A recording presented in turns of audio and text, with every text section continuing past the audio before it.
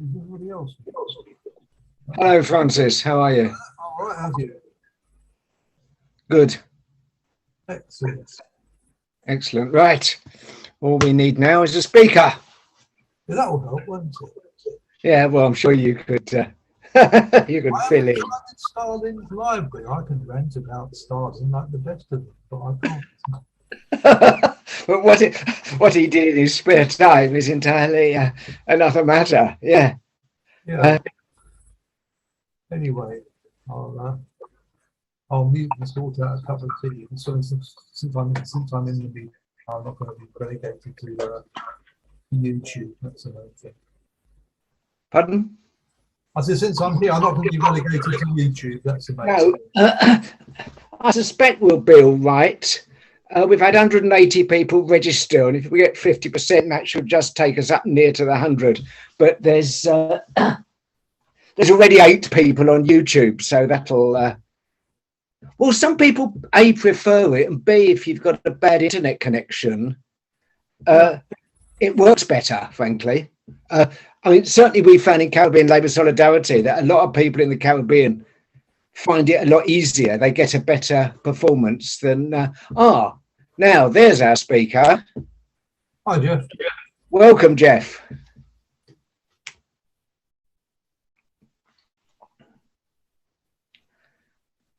You're muted. No, not any. Oh, he's muted. Yeah, okay. Yeah. Hello. Can we? Fine. Yeah, good. We can hear you. Welcome. I'm Steve Cushion. I'm kind of technical support, as it were. And Francis King will be chairing. Okay. So I'll act as kind of bouncer as well, in case anyone causes any trouble, which I doubt they never have so far, but you do hear funny stories, don't you? Good. Now, how do I share the screen in terms of the PowerPoint? Explain that bit to me. Right. You should, at the bottom of the screen, and I'm just looking at the other one, at the bottom of the screen, there should be a green. Yeah, share screen. I've got that, yeah. And then what do I do? You click on that. Yes.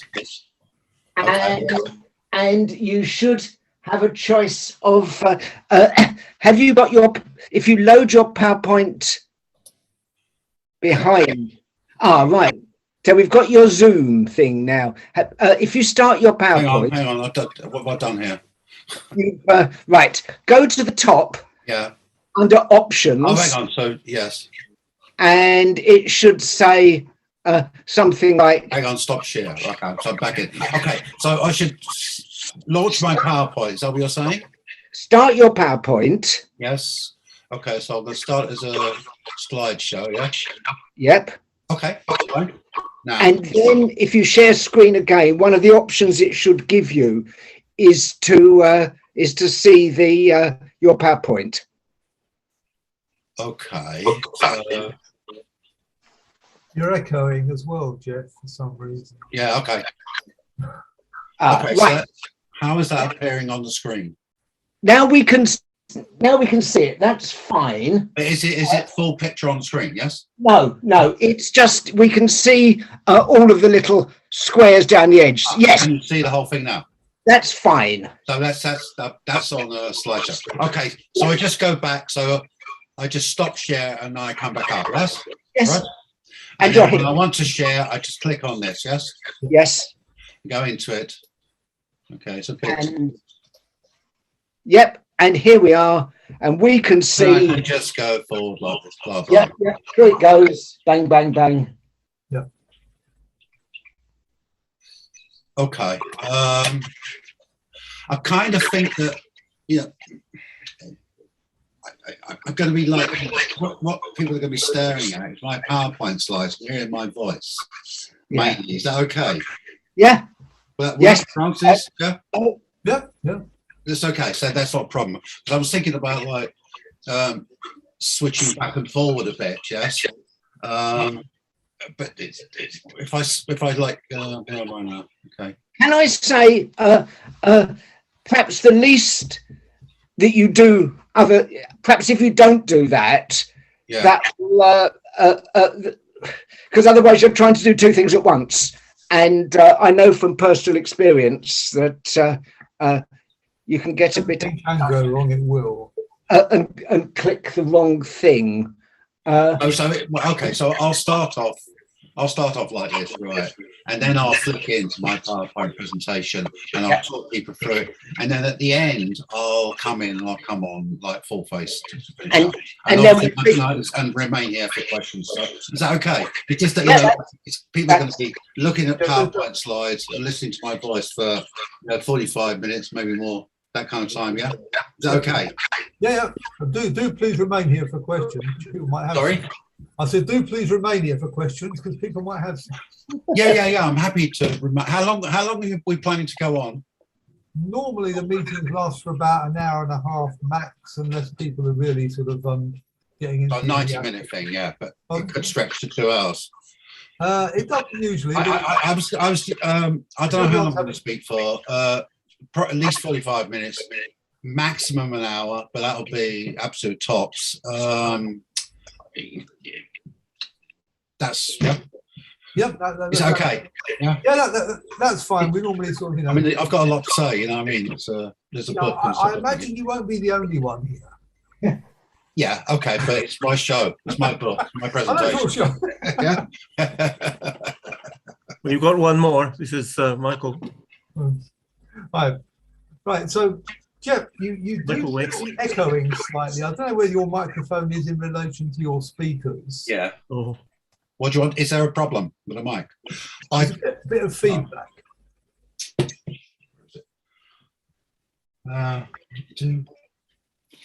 If I can find it. Oh, yeah. I actually have a microphone I could use. Do you want me to do that? But if it results in less interference, yes. Is there interference happening? Yeah, okay, all right. But am I the only one who's getting it, or other people getting it as well when Jeff speaks?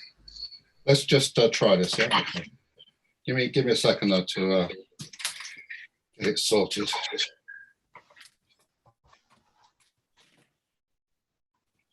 I did an interview with BBC History magazine for a podcast they do, yeah? And they sent me a microphone. Let's see how this goes. Okay.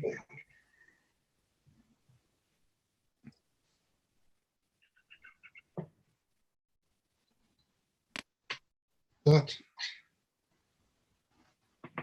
Can you hear it? Is this better? Is it better? Yeah. Is that better? Yes, I think it's working. Yes, I think that's fine. I think. Is that fine? Yeah. Yeah. Let's stand up properly, please. Okay, so the microphone is fine. Yes. Is that okay? Yes. I can hear you perfectly well. Fine, and I could like. Okay, so I'll leave it at that. Shall I leave it at that? I think we're now good to go. We've got 5 minutes. We've got 20 participants already. And we've got another 10 on YouTube. So that's it's not bad. 5 minutes to go. Are we happy? We're happy with the screen and everything like that, yeah? Yep. That's good. Okay, fine. Okay. What could possibly go wrong?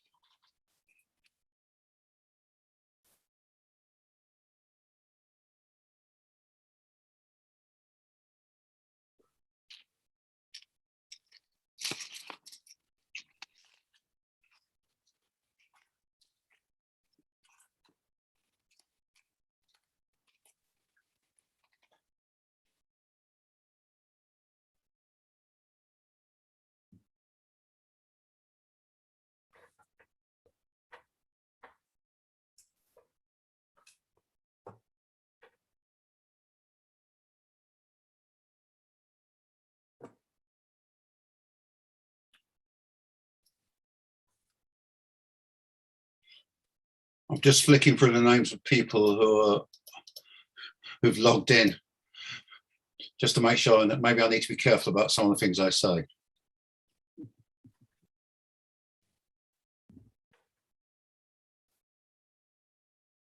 Right. Okay.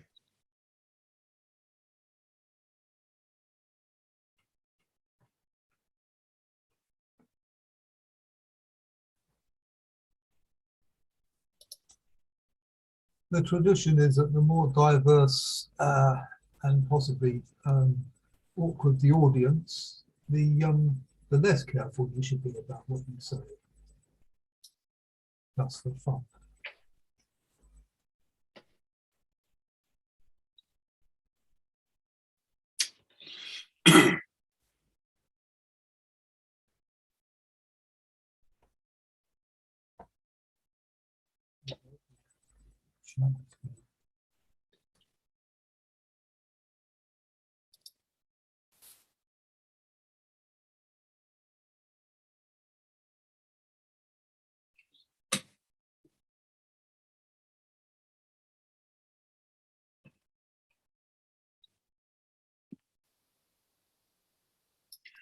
I see someone that, can you hear me? Just nod if you can hear me.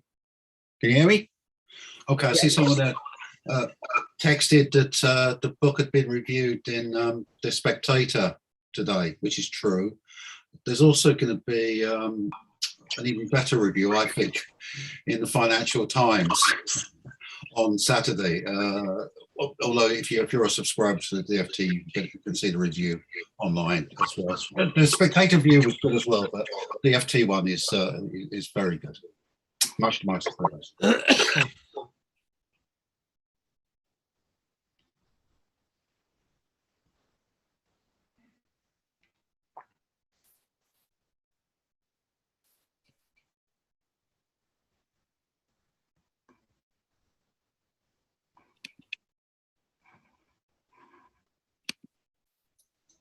I'm scanning through the names of participants here just to make sure that I don't say anything, you know, untoward, upset anyone, just in case. Don't change the habits of a lifetime, Jeff. Yeah, you know me too well.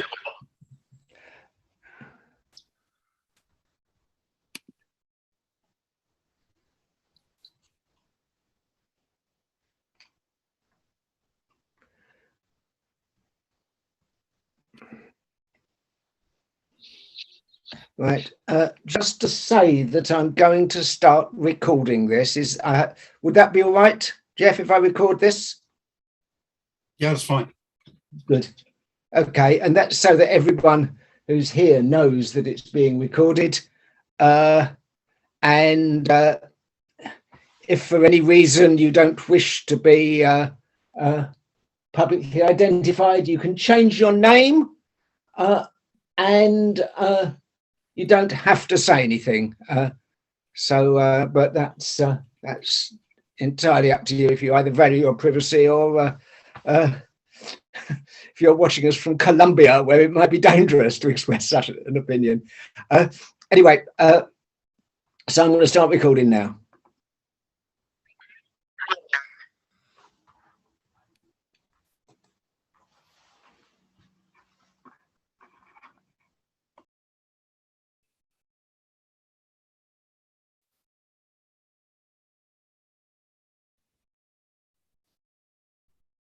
Okay, it's 7 o'clock. Shall we get started then, Steve?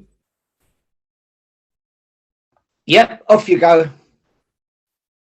Okay, right. In that case, good evening, everybody. Welcome. Before I introduce our speaker with my Socialist History Society treasurer hat on, I would urge any member who hasn't renewed their sub for 2022 to do so, and I'll put the website address in the chat. And anybody who's interested in the society but isn't a member yet, do please consider joining us. We publish a journal and a pamphlet, normally 2 of each year. Always, I'll repeat the details of that at the end. Okay, as chair of this talk, I'm very pleased to be able to welcome Professor Geoffrey Roberts, who is now Emeritus Professor at University College Cork in Ireland, someone who many of us will have known for many years. And Jeff has been researching aspects of Stalin and his rule for at least, is it 4 decades now, or is it up to 5 now, Jeff? 5. 5. My apologies. His first book on the subject, Unholy Alliance, about the Stalin-Hitler Pact, came out in 1989. And in 2008, another major work, Stalin's Wars, looking at the role of Stalin as wartime leader in the realm. Jeff is currently researching the World Peace Council. Is that for an article or a book, Jeff? Well, that's for a book called Stalin's Peacemakers. Right, excellent. But today he's going to be talking about his most recent publication, Stalin's Library, which is a study of Stalin's life and work from the standpoint of his reading matter. Jeff will talk for a bit, for approximately 45 minutes to an hour, after which there will be time for questions and discussion. You can either put questions in the chat or indicate you want to come in, and I shall bring you in. What I shall try to do, and I ask you all to be disciplined on this, is first of all, just put direct questions to Jeff about the book, Stalin's Library, or what Jeff has said in this talk. And once those questions are exhausted, then we can go into a more general discussion, because I know that there are lots of people in the audience here with very definite views about the subject matter. So I expect a lot of people want to come in, so please keep it brief. And without any further ado, I'd like to hand over to Jeff. Okay. Well, thanks very much to the Socialist History Society for the invitation to talk about my book. I was very pleased to accept the invitation. My early formation as a historian took place within the context of the Socialist History Society's predecessor organisation, which was the Communist Party Historians Group, and it was the Communist Party Historians Group actually that published my very first substantial historical essay. So I'm very pleased to be here today. Okay, so now I'm going to switch over. I'm going to share the screen and switch over to my PowerPoint presentation. So for the next 45 minutes or so, you're going to be hearing my voice, and I'm going to be going through these PowerPoints. But then I'll come back my face will appear at the end, and I'll be face to face for the questions. Okay, so I'm going to try and share the screen. Right. Okay, that didn't work, so I need to get this. Yeah. Okay. Okay. Right.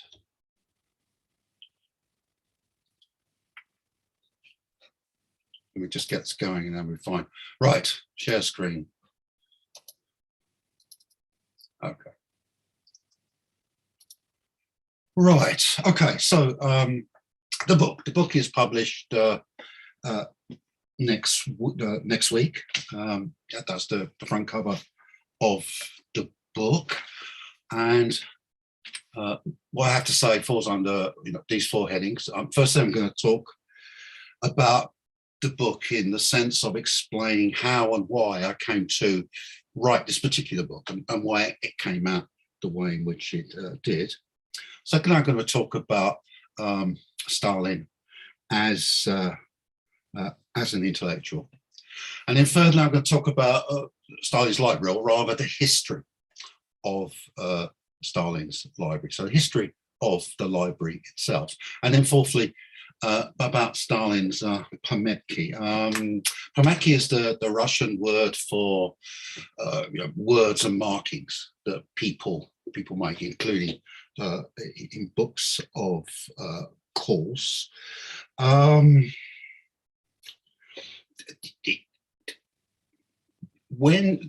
existence of Stalin's library personal library was of course known to his family, his friends, his closest colleagues, and then after he died, its existence became known to librarians and archivists. Yeah, but the existence of the library and the fact that many books in his library contained his pametki didn't become known until the late 1980s, in the context of Gorbachev's glasnost and perestroika reforms.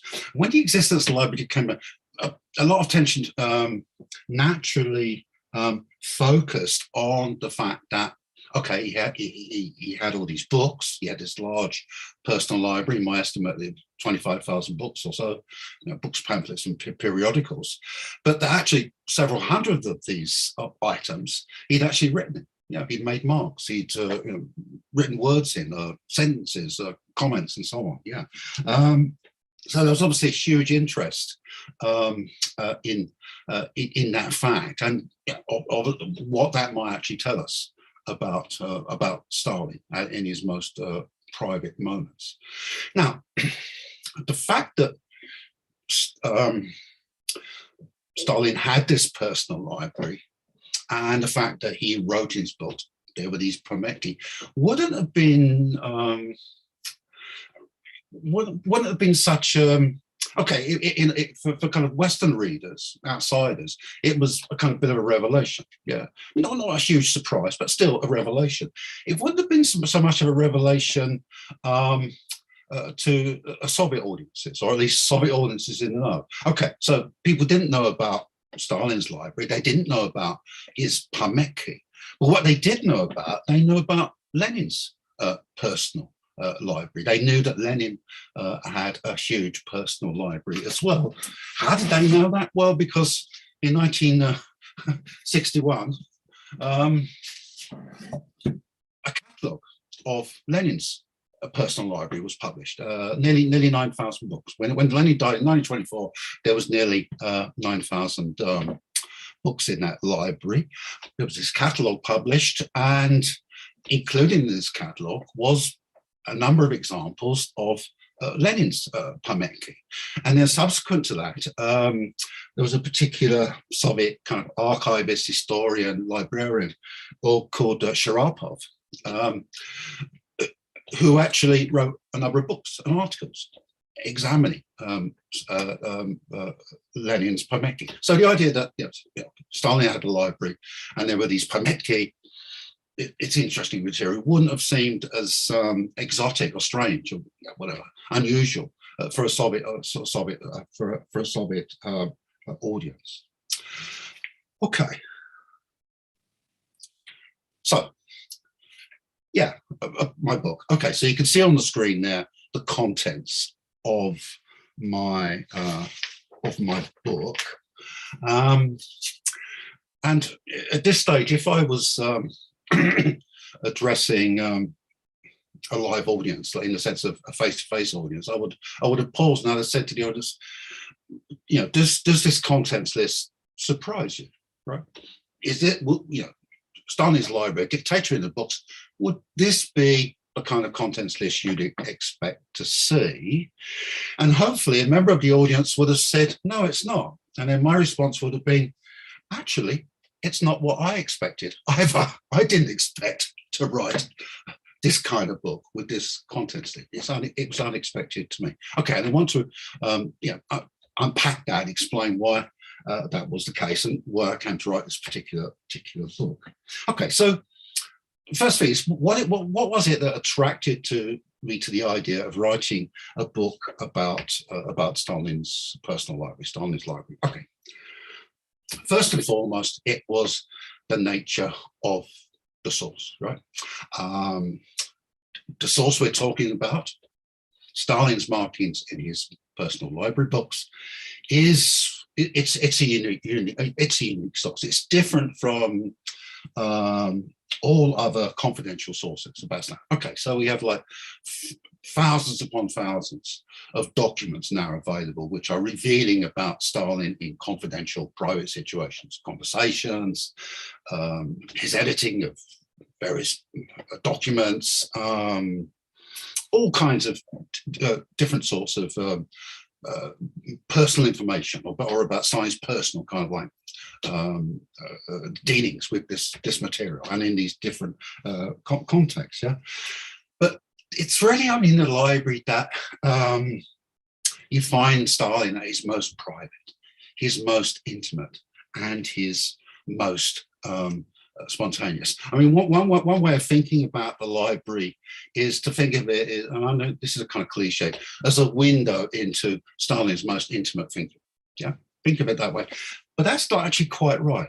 In fact, that to say that, okay, the library gives us a work getting into Stalin's head, yeah, peering into his mind, his inner mental life and all that. That's true, but it's actually the library is actually more than that. All right, you know, the library is all okay. It's a window looking in, but it's also a window looking out. Okay, because through following Stalin's reading of these books, we can actually see the world through Stalin's eyes to a certain extent, and in seeing the world through Stalin's eyes, we can actually get a much deeper picture of his motivation, yeah, and his and the way that he sort of worked, and also of his personality. Okay, so you know, the nature of the source was the primary thing that attracted me to the idea of writing this book, but also this source was going to become available. Easily available. It was going to be digitized by Yale as part of the Stalin digital archive. So I was faced with a very interesting source, unique source, all that, but also a source that was going to become easily available to me through digitization. I could actually do the research for this book at home, because the plan was to digitize all of the books that Stalin had marked in some way, nearly 400 items, and you know, not just the pages which he marked, but the whole books, and these would be available digitally on Stalin Digital Archive. So that means I could study from my own home, and it also meant that it kind of, the main thing I was worried about going into this project was the technical challenge of being able to read Stalin's handwriting. But if they were digitalized, if I'm straight, I would have the leisure and time to do that. And of course, I could obviously ask people for help in deciphering Stalin's handwriting. So that was really the source and its immediate availability. Now, the problem was the Yale Stalin Digital Archive project stalled at a certain point. And it stalled at a point at which only a third of Stalin's books that he'd marked, only 1/3 had been digitalized. The other 2/3 were undigitalized. So the only way of looking at those was to actually go to the archive in Moscow and examine them in person. Okay, which is what I had to do. But that really complicated the logistics of the research. The second thing that attracted me to this project was, well, it was a conceit issue. It was a conceit. And the conceit was this, is that actually my personal library, or at least that section of it dating from the 1970s and 1980s, wasn't actually that different from Stalin's personal library. Okay, it didn't contain the same books. Most of my library from that period was in English.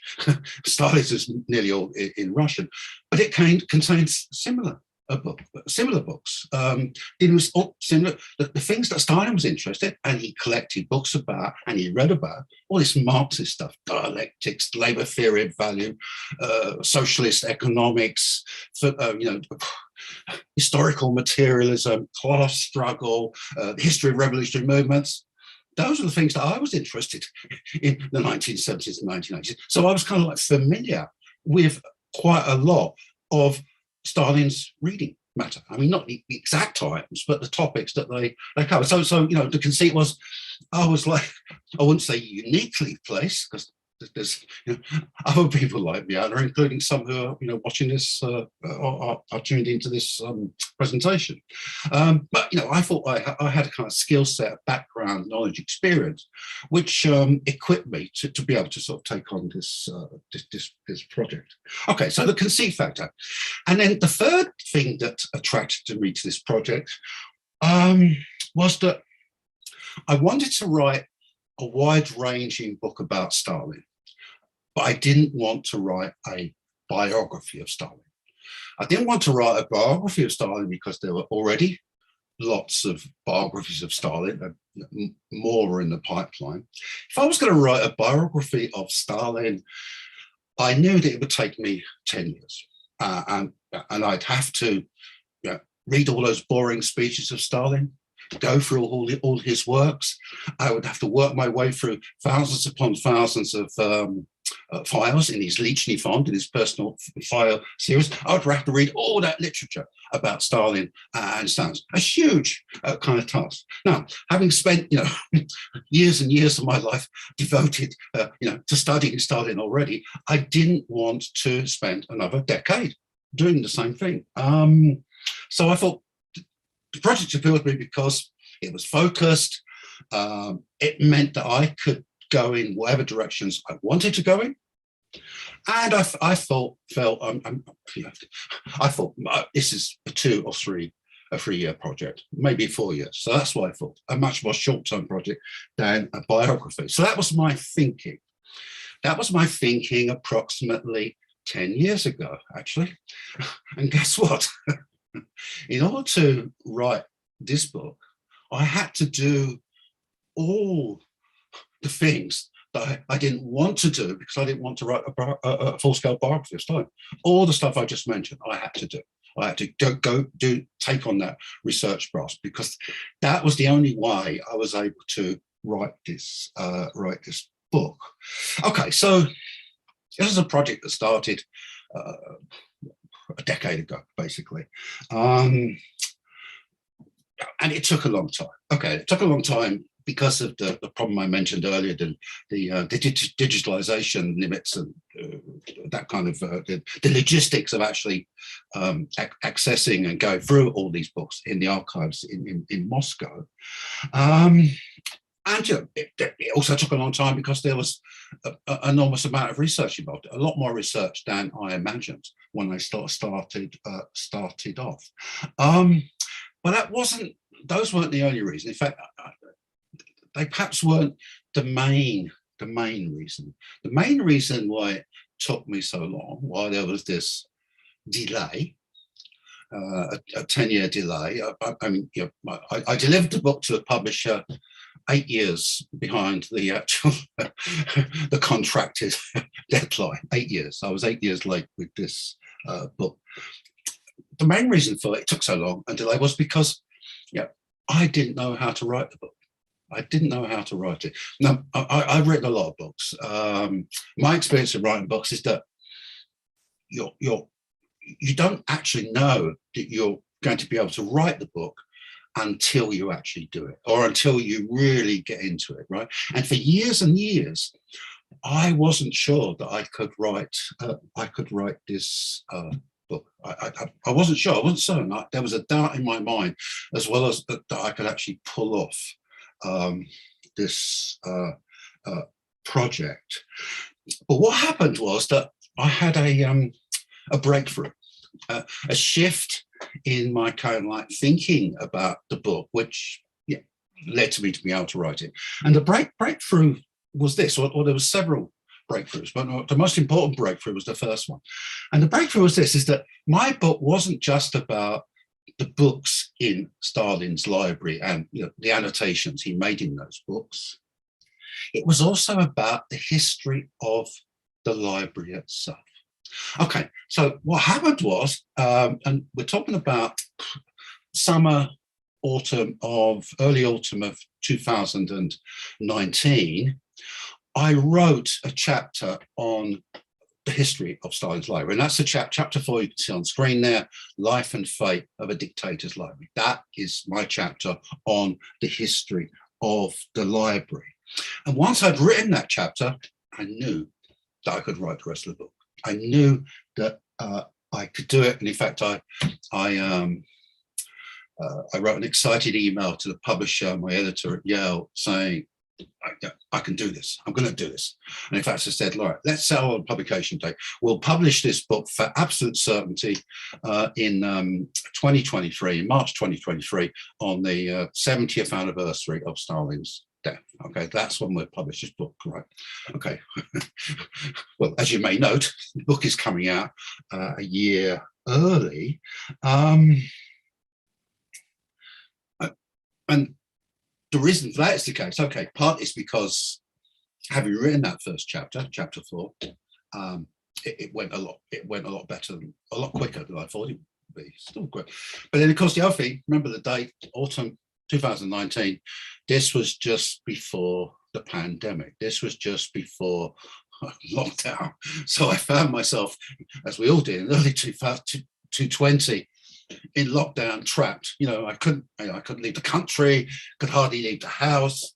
I had nothing to do except to write. I was run out of excuses, run out of displacement activities. I just had to write it. So that's basically, this is my lockdown book. This is my pandemic book. Okay, so the breakthrough chapter, the history of the library, which I'm going to talk about later in this presentation.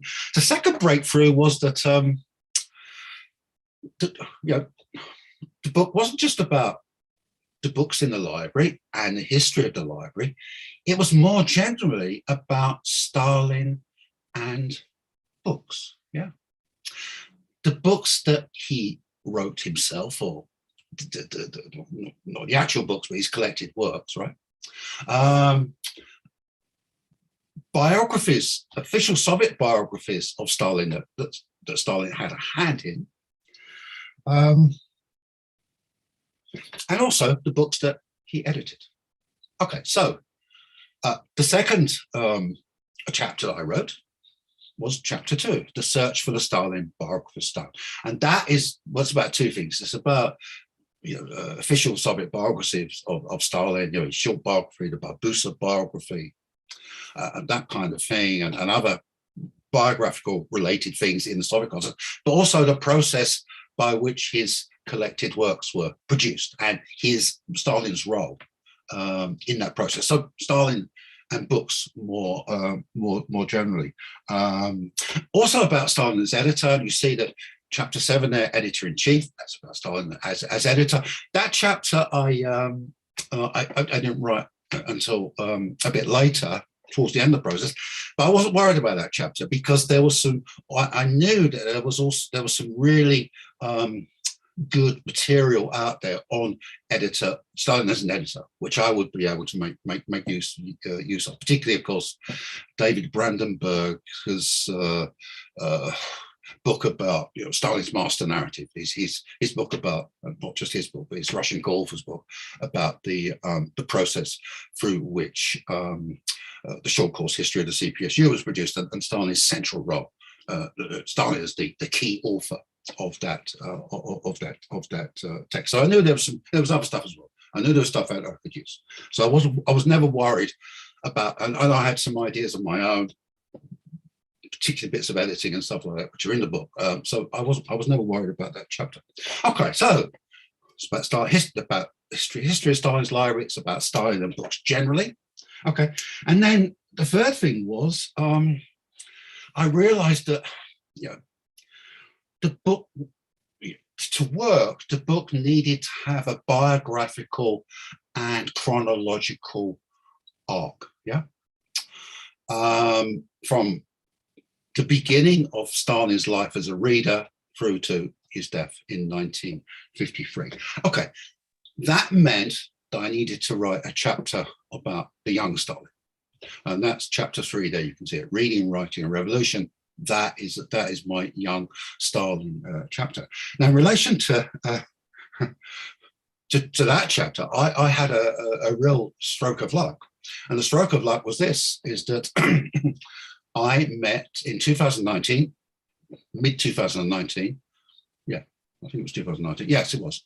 I met Ronald Sunni at a dinner party in Finland, as one does. And he just finished writing his biography of the young Stalin. Of course, we talked about that. I've been waiting for his biography for decades, so I was very excited when I heard this. And Ron actually, subsequently sent me his manuscript for that book, which was published a few months ago. Fabulous book. It's the book about the young Stalin. Okay, so what that meant, I had a kind of like the young Stalin is a kind of minefield, particularly in relation to sources.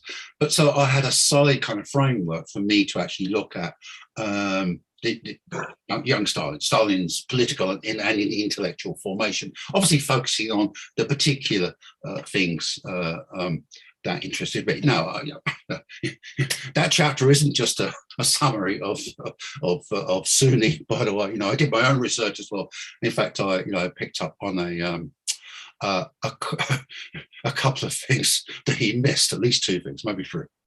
Okay, so that does that. And then finally, not the final chapter, but after I'd written the young Stalin chapter, then I got down to the book's big chapter, which is chapter 5, Bar Humbug, Stalin's Pametki. So, and that's the longest chapter in the book. So despite what I've been saying so far,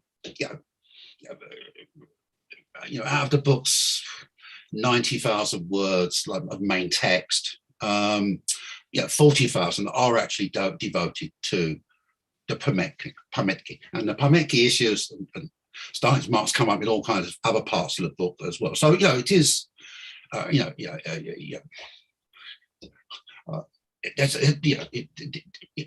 that is ultimately, that chapter is the main focus of the book.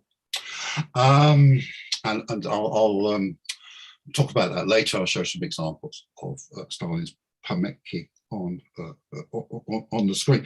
But there was an important breakthrough that I had in relation to that chapter as well, which was, so as I said earlier, the existence of the library becomes known, particularly the existence of these 400 items that Stalin had marked in some way.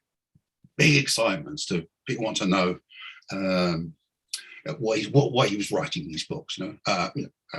General excitement is about, we're really going to find out what Stalin was really thinking, what he was really like, his deepest kind of like feelings and meaning, all that kind of thing like that. That was the anticipation. So lots of people started looking at this source, basically looking for the smoking gun, which would actually provide the key to Stalin's personality and his motivation, his whatever, what he did, his life.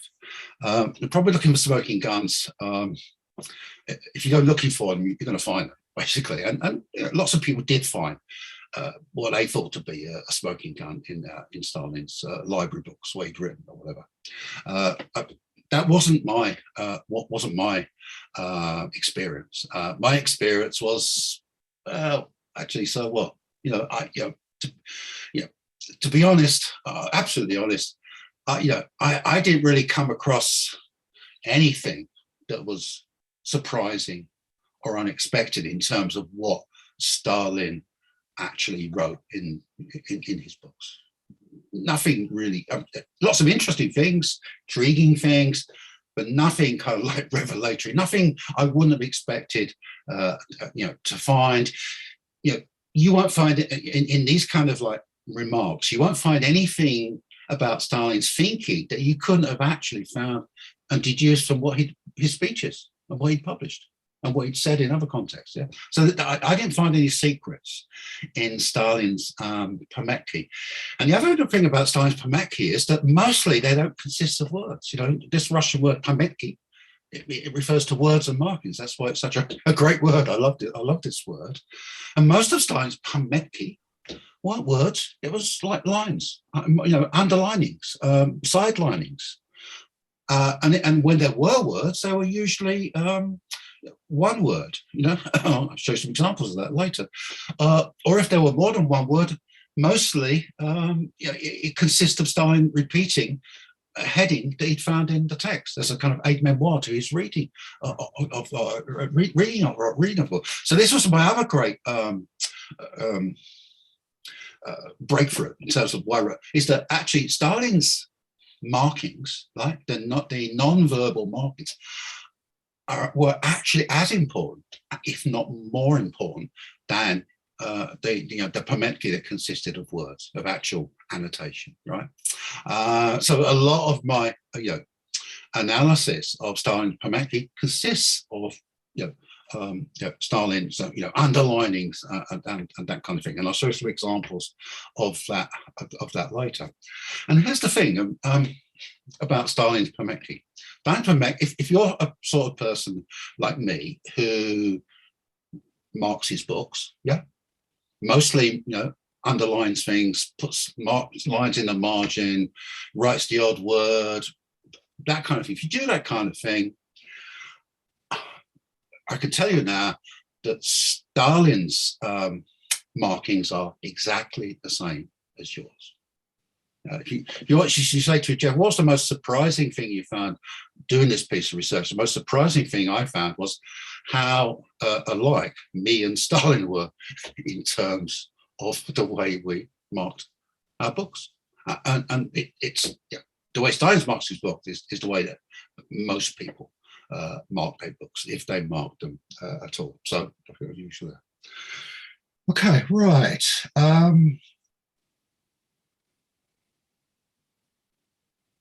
Okay, so let's continue.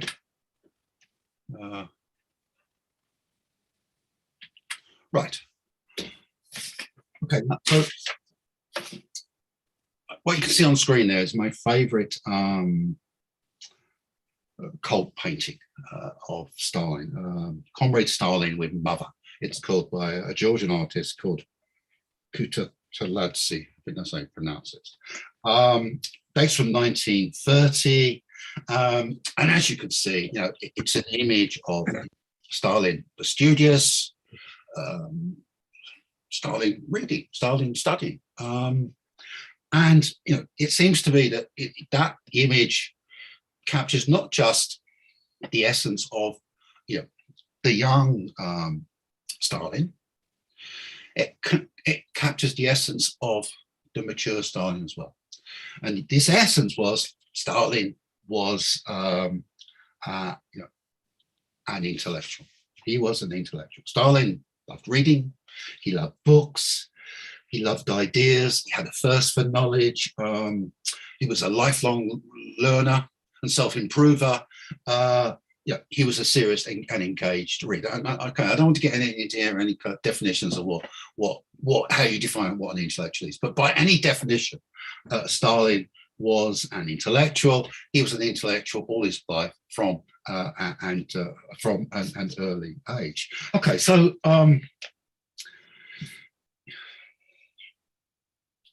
my book is a portrait of Stalin as an intellectual at work, a portrait, an exploration of his life as a reader.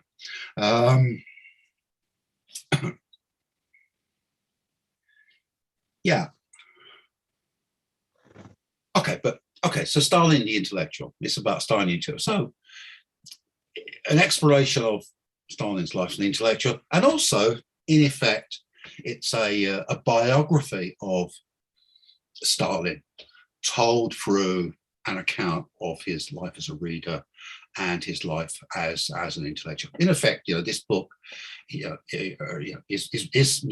the biography of Stalin that I was trying to avoid writing 10 years ago. Not a complete biography, because there's lots of bits messed up. Essentially, it's a biography as well as an intellectual portrait, as well as an exploration of Stalin as a reader and of the books he read, and how that reading impacted on his politics, his policy, and his action.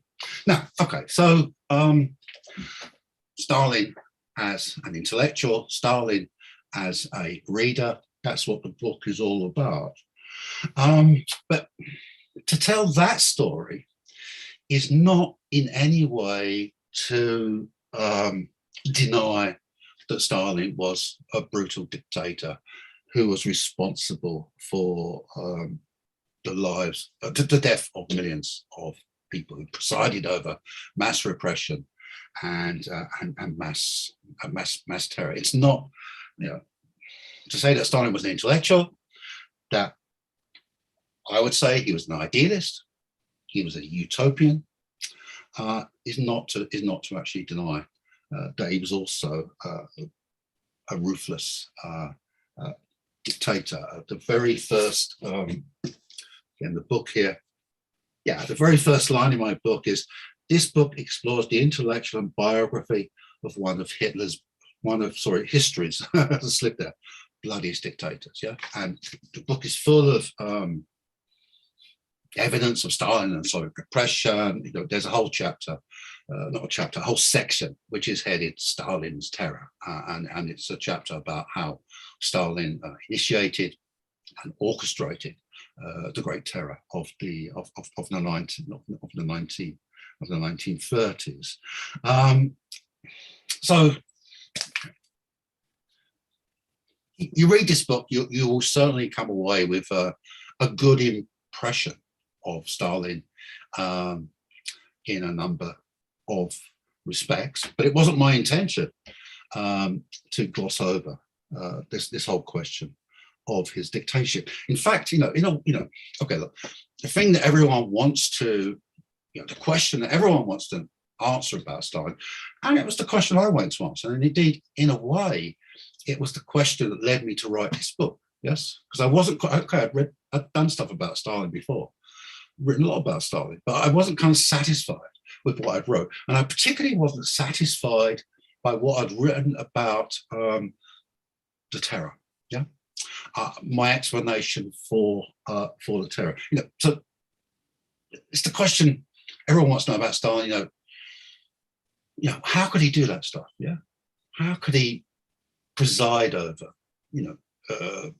Ignite, manipulate, direct, encourage these brutal kind of repressive processes, which led to the death of millions of people, millions of innocent people who were like, not anti-Stalin or anti-Soviet. They were pro-Stalin in many cases. They were pro-Stalin. How do you explain the terror? How would you do that? It's one of the things that led me. I thought by writing this book, I could find a way of answering that question.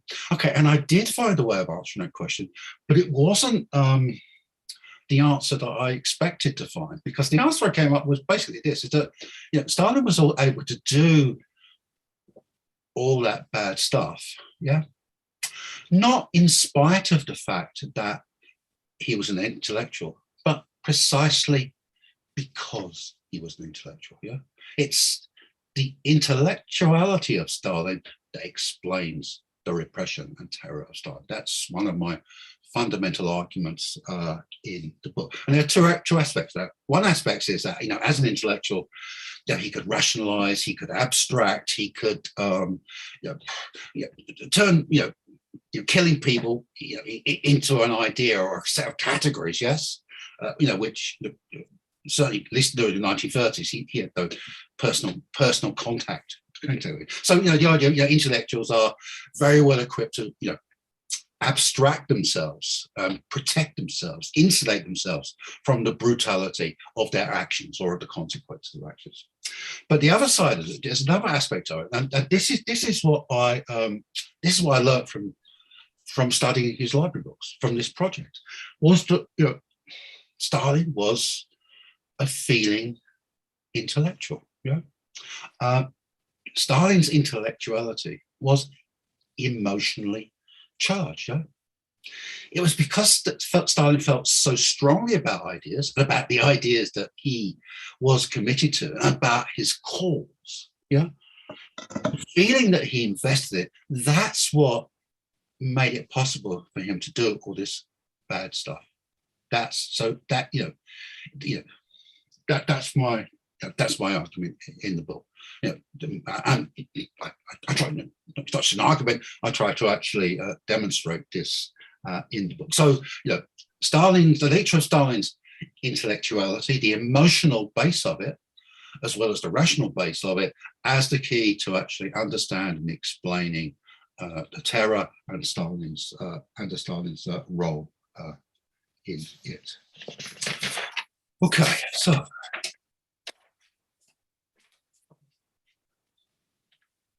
if you recall, my next topic on the heading was the history of Stalin's library. Stalin was a big reader from an early age, right?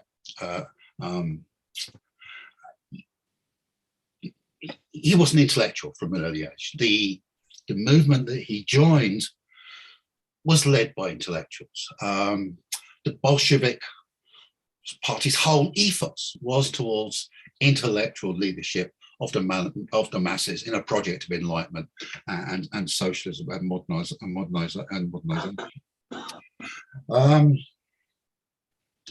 And Stalin's identity as a member of the Bolshevik Party was, he didn't call himself that. I don't think he didn't think of himself in these terms, but in effect, his identity was that of an intellectual. Yes, his role as an intellectual being, to bring socialist enlightenment, raise socialist consciousness of the people, and that kind of thing. So.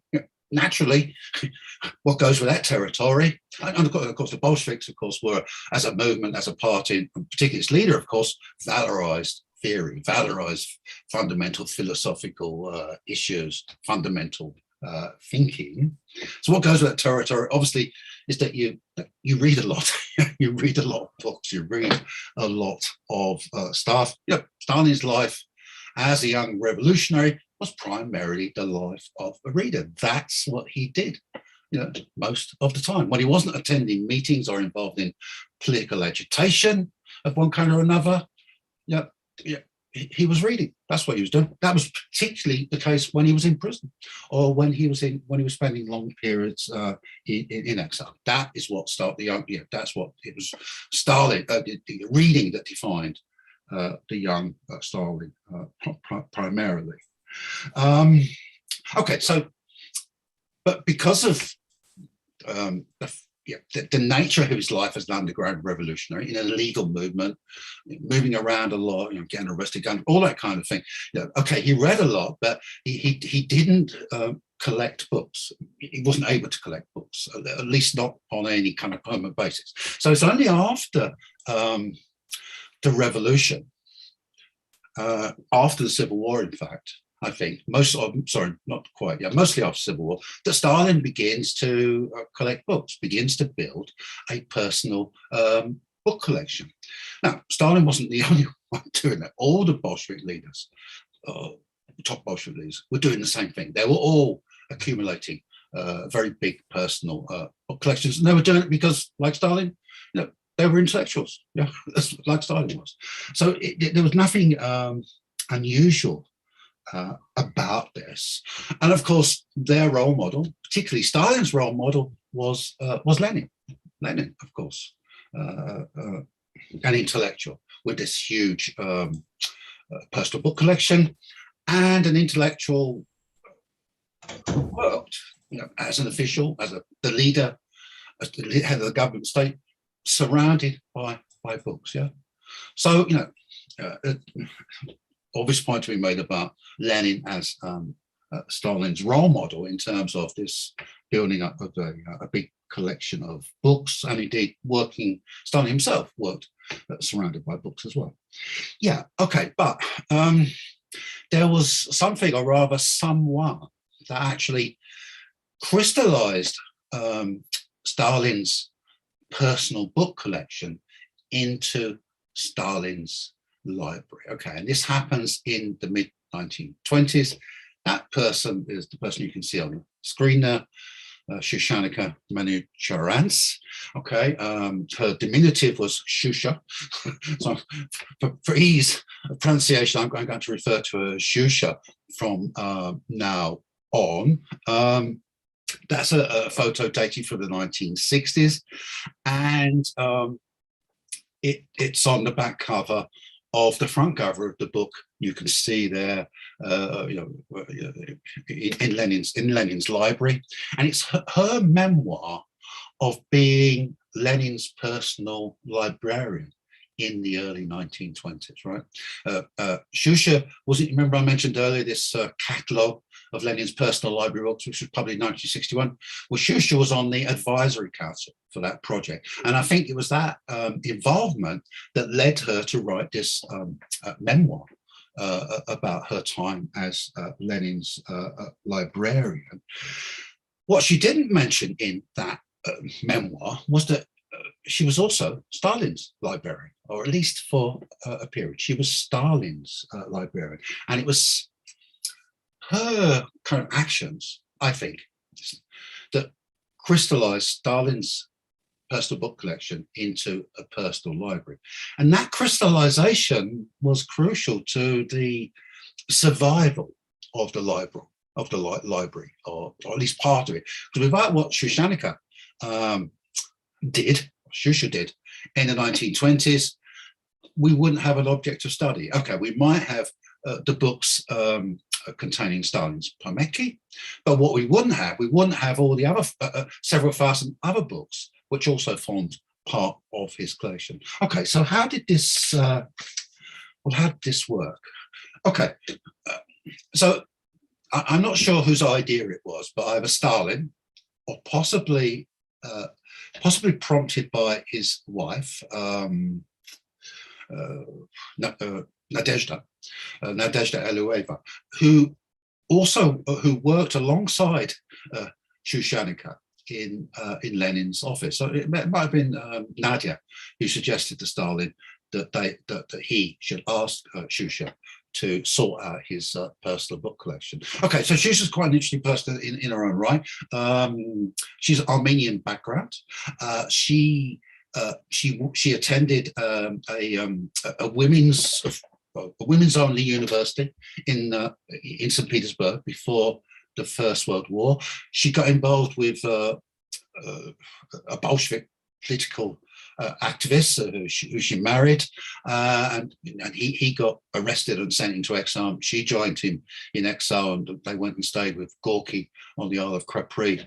Came back after the revolution, and Shusha eventually ended up working in Lenin's office as Lenin's personal librarian. Okay, Lenin dies in 1924. Shusha continues to work for Lenin's wife, a widow, and his sister as a librarian, but she also takes on this function as a librarian for Stalin.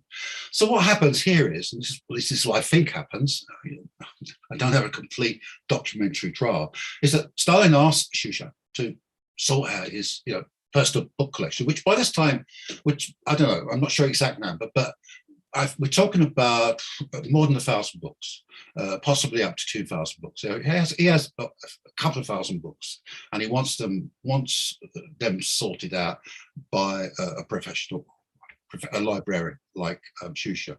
So he asked Shusha to do this. Shusha then says to him, I think, this is my theory anyway, is okay, if you want me to sort out your personal book collection, fine, but how do you want to classify those books? How do you want it organized? What do you want me to do? Okay. And that is what prompts Stalin to compose this note, which is not addressed to anyone, but I think its actual addressee is Shusha. And what you can see on the screen there is Stalin's scheme of classification for his library. And I'm going to switch to the next screen. Has it an English translation for those of you who can't read the story? But just a couple of points about it. Well, the first thing, this is Stalin's handwriting at its neatest. Yeah, I don't think there's a neater example of Stalin's handwriting in the whole of his personal archive. But the second thing is, it's obviously We just look at it. You don't need to be able to read it to see that it's actually it's composed, isn't it? It's a composed kind of, Stalin took some time about this. Okay. And that's it in English. That's what you can see. So this was Stalin's library classification scheme, and you can see all the subject headings he wants his books to be classified under, and including, as you see, separate classification for those figures there. You look at that, basically you get a good idea of the range of Stalin's interests as a reader. Okay, Stalin's reading is like heavily concentrated on Marxism, Marxist stuff of one kind or another, but not just that. His reading interests are far broader than just Marxism. But you just look at that and you can see, what kind of stuff that he was interested in. Okay, so that's the first. Stalin devising his classification scheme for Ussr to actually catalogue and organize his work, his library. That's the first step in the direction of the crystallization of Stalin's private book collection into a personal library. The second step, and again, I think, I'm presuming this was Ushr's idea rather than Stalin's, but maybe I'm wrong about that, is that he acquires an ex libris stamp. Now, what you can see on the screen is not Stalin's ex libris stamp. It's Lenin's ex libris stamp. Okay, so when Ussr is Lenin's librarian, one of the things she does, I think, is that in this case, I know, she actually stamps his book like that. You can see the stamp at the bottom there. It says Biblioteca and Lenin. Lenin always published under the name N. Lenin rather than V.O. Lenin when he was alive. Okay, so that she had the stamp and she numbered his books. This is a book by Lunacharsky, Soviet Commissar for Enlightenment in the 1920s, and what he said up there at the top of the screen, it's this is the dear Vladimir Ilyich. And he says, it's a work that you seem to have approved of once upon a time. And it's, he presents this book to Lenin, it says at the end, with deep love. And then you see Lunacharsky's signature there, and you can see the date on the left, which is 1923. Okay, so that's Lenin's library stamp. Okay. This is Stalin's library stamp. Now, I'll just flick back. Okay, Lenin's stamp, Stalin's stamp. Same, yes, agreed? It's the same stamp. I think it's the same handwriting, and I'm assuming it's Ushr's handwriting. Yeah, okay, so Stalin's library has a classification, an organization to it. Now it also has an ex libris stamp, which identifies items which belong to this library. And what Ussr does, I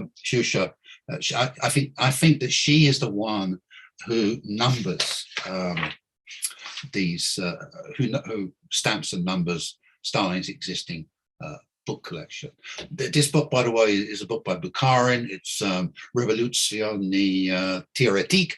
Okay, and the revolutionary theorist in question is Lenin. This is a Bukharin pamphlet about Lenin. Okay.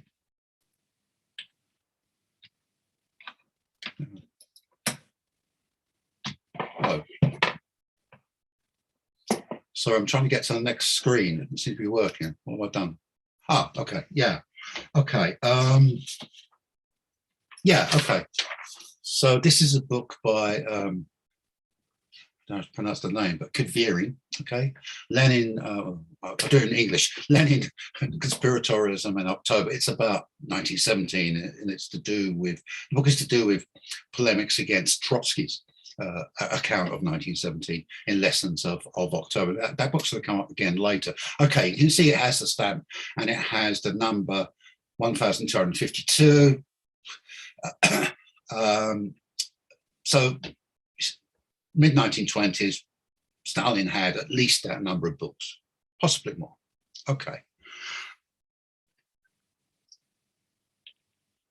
Yeah, okay, so classification scheme, the stamping and numbering of the books, and the third thing that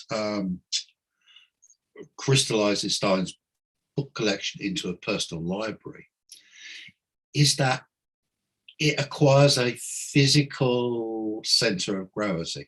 Now, okay, let me first, before I finish about Shusha. What happened to Shusha is that I think she only works for Stalin for a couple of years in the 1920s. She classifies his existing collection, she stamps them, she numbers them, and then I think she goes back for her main work, which was for Lenin's, for Krupskaya, and for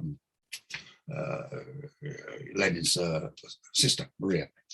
And then in 1930, Shusha, she moves from the Kremlin to a job at the Institute of Marx, Engels, and Lenin, EMO. So she works in the Lenin section of the Institute of Marx, Engels, and Lenin, the section that's devoted to the publication of Lenin's collected works. She works in that section for 10 years, and then in 1940 she transfers to the Stalin section. She works in the section dealing with Stalin's collected works, and then she retires from the institute in 1955.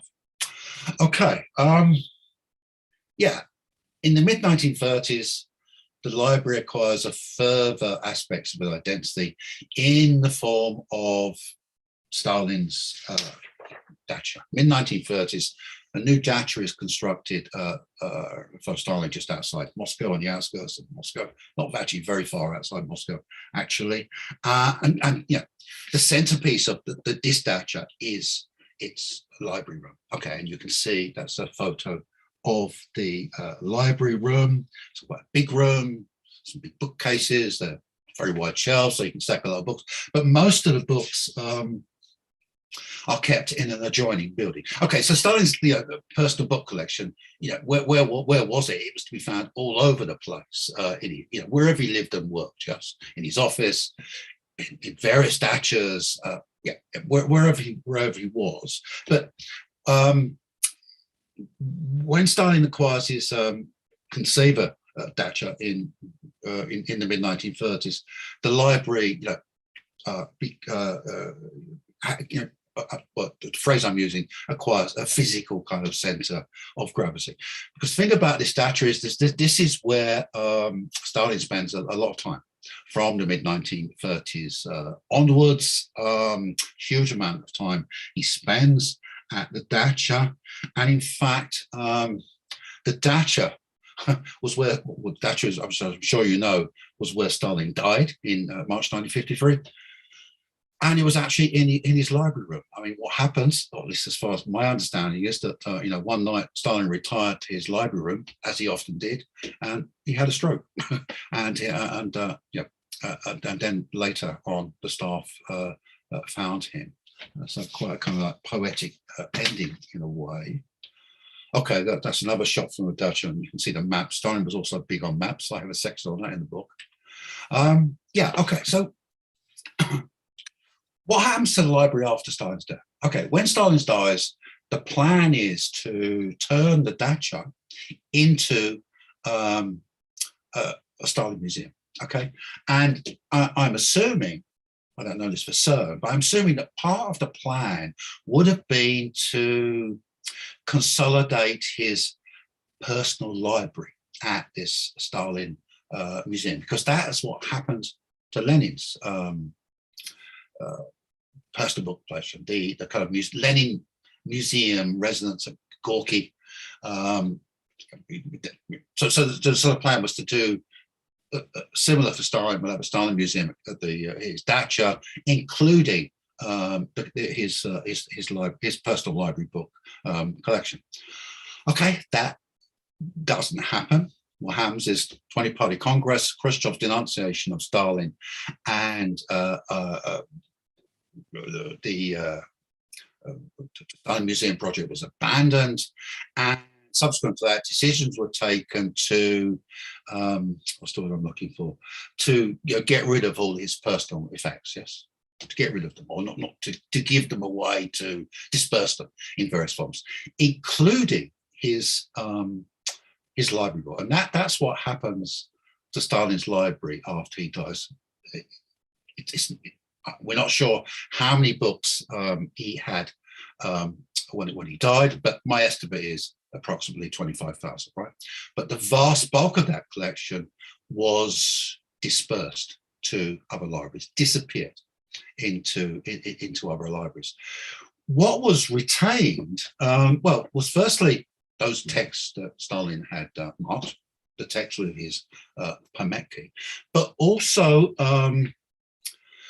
those books which were identifiably part of his personal library. Yeah, principally the books that were that had his ex libris stamp on, that were stamped as being part of his library. Now, okay, now after Ussr leaves Stalin's service, mid to late 1920s, the numbering of the book stops, but the stamping doesn't. The stamping of the books continues until the early 1930s, until about 1932, 1933. And what that means is that there's about 5,000 books with this ex libris stamp, this system that had been devised by Ussr in the mid 1920s. And it's the fact that you have this collection of his books, the stamp, that's what actually saves it for posterity. Yeah, that's why it was retained by the party archive. Why they stopped stamping the books, I don't know. I think it's presumably something to do with staff change that occurred at that particular time. Okay, so going back to the point I made earlier, it's Ussr's efforts to consolidate Stalin's personal book collection into a personal library that in the long run, saves at least part of that library for posterity. Without Ussr's involvement, about a role, about the stamp, about the numbering, that wouldn't have happened. Okay, so the books that Stalin had marked, the ones with pametki, go into the party archive. The rest of the collection, the books that are stamped, and also books that have other markings. Some other books which have other markings which identify them as being Stalin. In this particular example, you see is Stalin's signature. It's at the very top of the page. That's Stalin's signature. So books that had anything that identified them as belonging to Stalin, those books were retained as part of a collection appertaining to Stalin's personal library, and they were like housed in the library of the Institute of Marxism, what became the Institute of Marx Engels. The Marx Engels Institute. Okay. Which after the collapse of the Soviet Union became an independent library in Moscow, social political library. But then just recently, that library has become part of the State Historical Library. So it's now a subsection of State Historical Library. And that's where these 5,000 or so books of Stalin's are to be found. And the last time I was there, which was actually as recently as last September, when I first visited the library nearly 10 years ago, I tried to get them to let me go into the stacks and look at these books on the shelf. So I wanted to let me to browse through. Okay, the collection we're talking about here are the collection of which was unmarked, but who knows? I just wanted to have a look at them, but they refused, and they refused this time again. But on this occasion, they did agree to take some photographs for me. So this is the stacks you can see here. This particular photograph actually has a lot of books by Kautsky. Including at the end here, you can far right, you can see Kautsky's book on Thomas More. Now, these particular books of Stalin's by Kautsky are not marked by him. They don't contain his pametki, at least as far as we know, and that's why they're in this library rather than in the archive. But Stalin read quite a lot of Kautsky, and okay, one of the points I'm making in the book is that okay, he read Kautsky as a political opponent, and he responds very negatively to a lot of what Kautsky writes. I've got an example of that coming up later. But what one can also see when Stalin is reading Kautsky and marking up his text is that Stalin is also learning. Yeah, I mean, he's attacking Kautsky, he's responding negatively and emotionally to what Kautsky is arguing, but also in many other places, it's quite obvious that Stalin is marking the text because he's finding what Kautsky says as being interesting and useful. And that was this. Okay, and then and there's another it's another shot from these shells, and I just want to draw your attention to the item at the end here, which is an Italian Russian dictionary. A lot of different dictionaries form part of Stalin's collection. In fact, we know that Stalin attempted to learn several foreign languages. Okay, I've just set a watch hold up, so I've obviously been going on too long. Okay, let's. Okay, so what do you want me to do, Francis?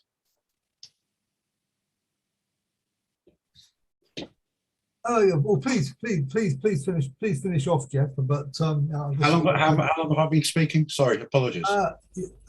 An hour and a bit. Oh, Jesus Christ. Okay. I've just got some examples of Stalin Pametki here, which I'm going to go through very quickly. Yeah, and then we can get questions. Really apologize. I knew this was happening. Okay, so this is the front cover of a short course history of the USSR. It's a very famous Soviet school textbook from the mid-1930s, which Stalin was heavily involved in the production of in various ways. And what this is just a good photo. You can see there that Stalin, what's this is. Stalin wants to change the title of the book from short course history of the USSR. He wants to change the title from that to History of the USSR, a short course. Now, actually, what happens is that Stalin's proposed change doesn't happen, and the book's actually published with its original title, which is a short course history of the USSR. Now, I had a lot more to say about that book, but I won't detain you any further. Okay. Now, this is this Geoffrey book I mentioned earlier. Okay, and what you can see at the top of the book is something that Stalin's written. Stalin sometimes did that. As an aid memoir, he would kind of write on the front covers of books of Germans. And what he's written, and this, as I said earlier, this is a book, part of a polemic against Trotsky's view of the Russia of 1917. Okay, and what Stalin has written down, he said, tell Molotov that Trotsky lied to Lenin about the course of the insurrection. Okay, this is a reminder for him to do that. And this particular book, if we come in, okay, so this is Stalin's annotation. Okay, now what you see there is a typical Pametki by Stalin, right? There are hundreds, if not thousands, of examples of that. That's the typical kind of thing, and he's underlined a point here that in complex political situations, you need a deep analysis of the situation as to know that. Okay, and this is the same book, yeah, and he's underlined another point here, and he's changed pens, and there's a pencil here, so sometimes he did that as well. Okay, and his annotations continue.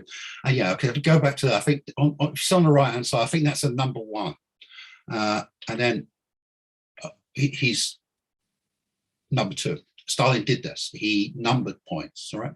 Okay, and this is an example of Stalin's number of points. Yeah, and there's another thing here, which is a kind of a quote from Lenin, or a statement by Lenin, or arguing against the constitutional illusions of the Congress of Soviets. Yeah, okay, and he's written beside NB. Okay, yeah, I think that's an NB, Note Bene, in Latin script. Now, that NB was Stalin's most frequent annotation.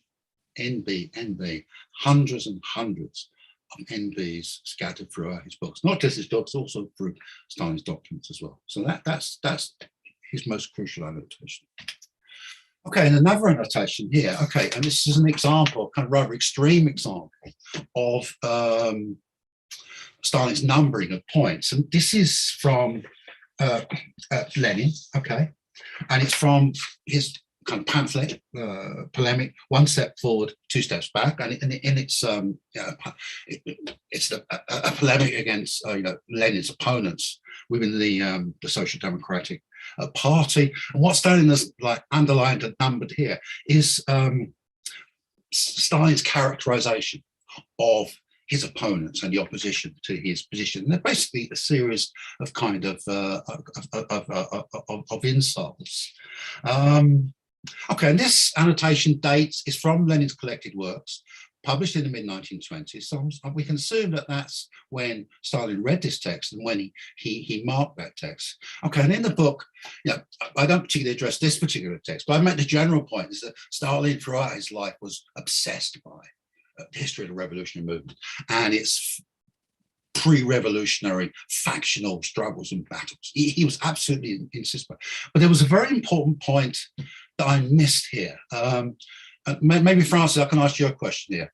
So this is the mid-1920s, yes? Sorry, go back. Why is Stalin making, why is Stalin doing that annotation? What's going on here? What do you think? Mid-1920s, given what I've just said about what it is. Well, it looks like points for a polemical speech or article. Yeah, exactly that. Exactly that. Yeah. He's coming through Lenin to come up with arguments that he can actually use in his contemporary political battles within the party against Trotsky, Zinoviev, and all of that kind of thing. Okay, and this one is this is from Kautsky's Terrorism and Communism. Okay, and you can see that Stalin has written something here. I'm not going to, because of time, I'm not going to tell you what it is. It's in the book. And anyway, it's actually not that interesting. I will draw your attention to what he writes further down the page, at the bottom of the page there, where you can see it's, maybe you can't see, but what he's written there is ha ha. Okay, I said earlier that NB was Stalin's most frequent annotation. His second most frequent annotation, again, hundreds of examples of it, is this one, ha ha, ha ha. Okay.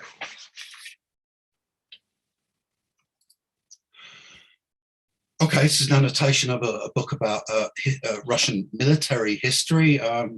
What Stalin has annotated here is a section about Peter the Great's failure to conquer the whole of Finland during the Great Northern War, and Stalin has kind of like marked off some statistics about that particular war. Okay, now this caught my eye because I think Stalin read this in the late 1930s, and I think it might have been on his mind when the Soviet-Finnish war comes along, and it doesn't go too well.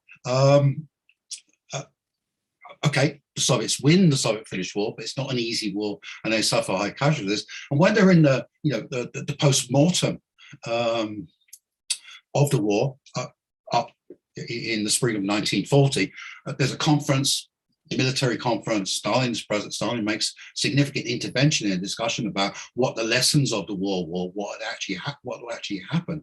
And I think that Stalin draws upon this historical knowledge as part, and basically what he says, okay, it was a tough war. We underestimated the Finns.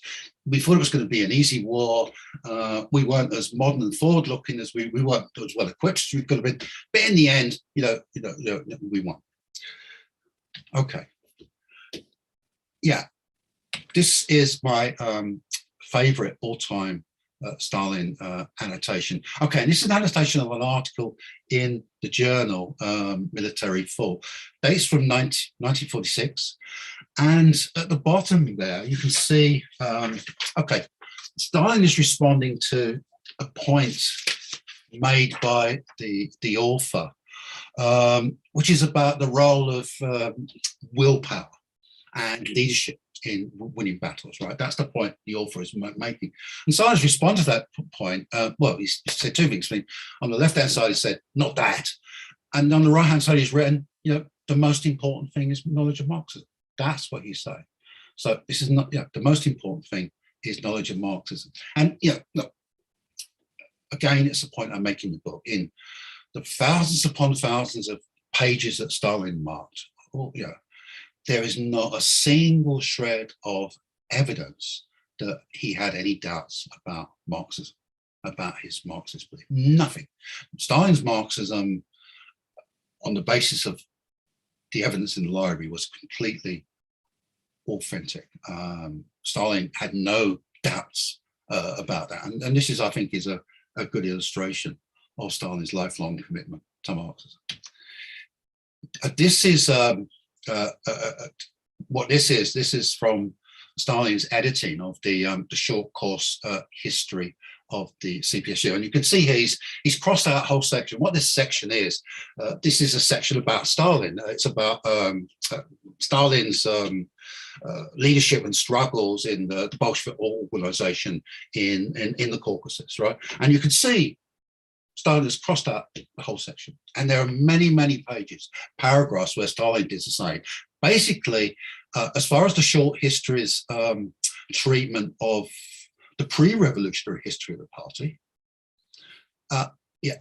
Stalin goes to great lengths to actually reduce his presence and his role. He effectively, almost eliminates himself from the narrative of the pre-revolutionary post-history, which means that there's only one prominent personality in the short course as far as pre-revolutionary history is concerned, and that is Lenin. And that is actually Stalin's intention in this particular bit, to sideline himself, to exclude himself, or make himself secondary to the narrative, and make Lenin central to the story, the party story, until 1970. Now that the book changes, the picture changes after Lenin's death.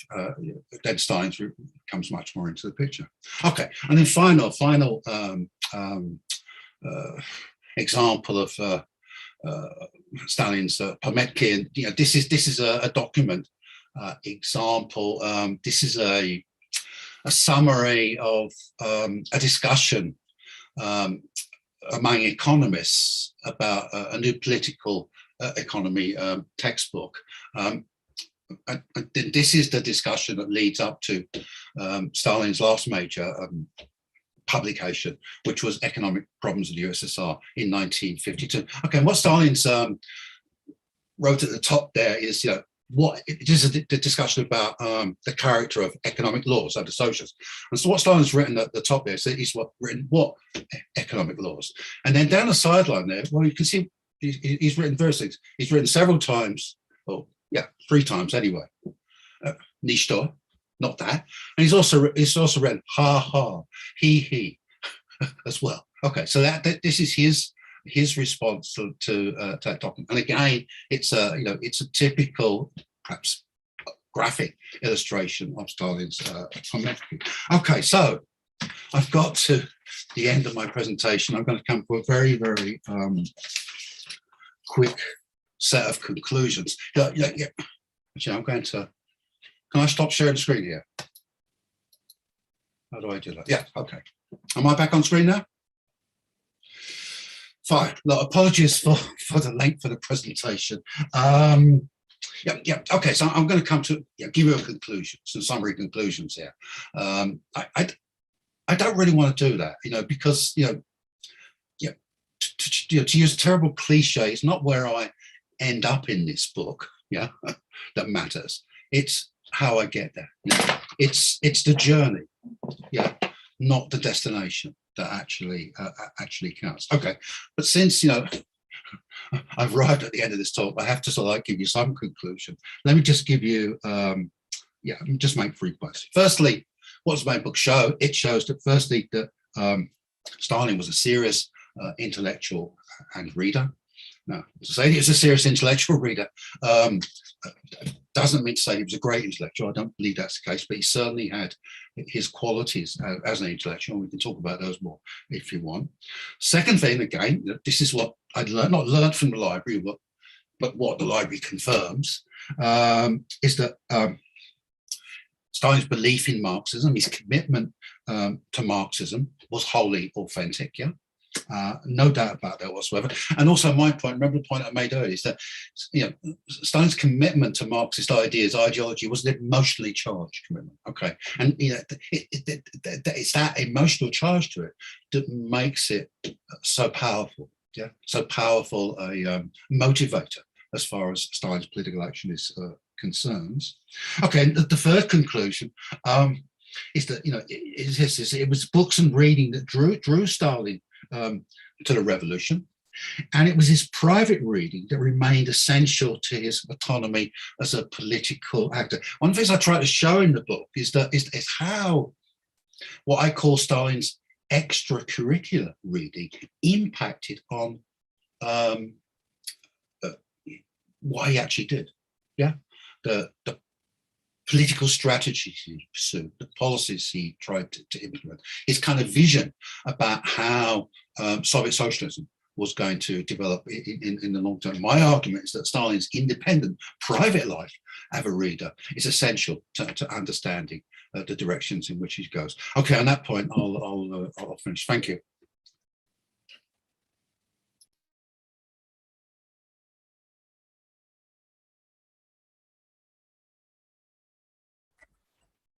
Okay, thanks very much indeed, Jeff. Fascinating talk. Even though it's the second time I've too long. I think the first time I heard you do it, there was a more disciplinarian chair or something. But never mind. Okay, so we now have some time for questions and discussion. As I said at the beginning, I would like to keep, first of all, direct questions to Jeff, and then wider discussions about Stalin, his intellectuality, the revolution, or whatever, though. So, first of all, are there any direct questions? I'd like to gather a few. They can also be in the chat. Okay, so we've got some. Can you see the chat, Jeff, or you need to unmute yourself?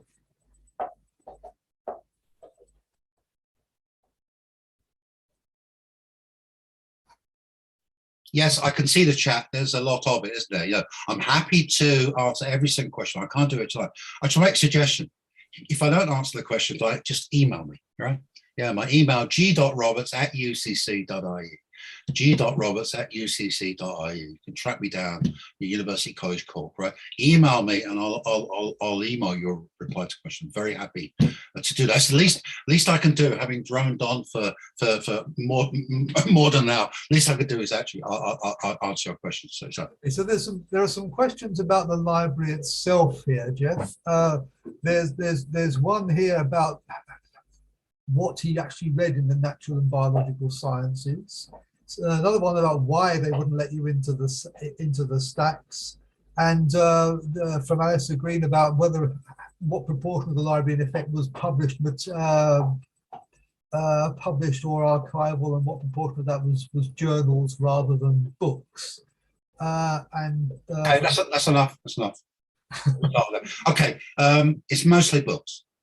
It's mostly books. It's the answer to the last question. But yeah, there's quite a few journals and pamphlets, booklets, that kind of thing, and quite a lot of official reports. But yeah, books basically. Yeah, majority, a biggish majority of books. That'd be the answer to that question. Why wouldn't they let me?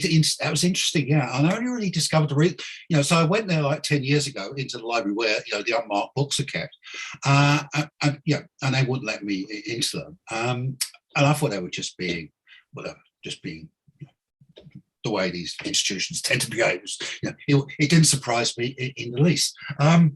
But what I discovered on my second trip was that the reason they wouldn't let me in was that they were in a state of disorganization.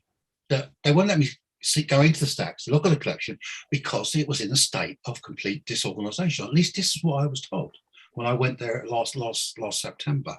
And then last September they wouldn't let me in because they were in the process of reorganizing it, yeah, and also they're in the process of developing an electronic catalog of these books, yeah, because the existing catalog is a handwritten catalog, you know, index cards. That's the existing catalog. And what I didn't realize was that one of the things I did as part of my work on this project was I got a Russian colleague of mine to actually go in and to type up the catalog. Not all of the catalog, but the most important, the big section of it,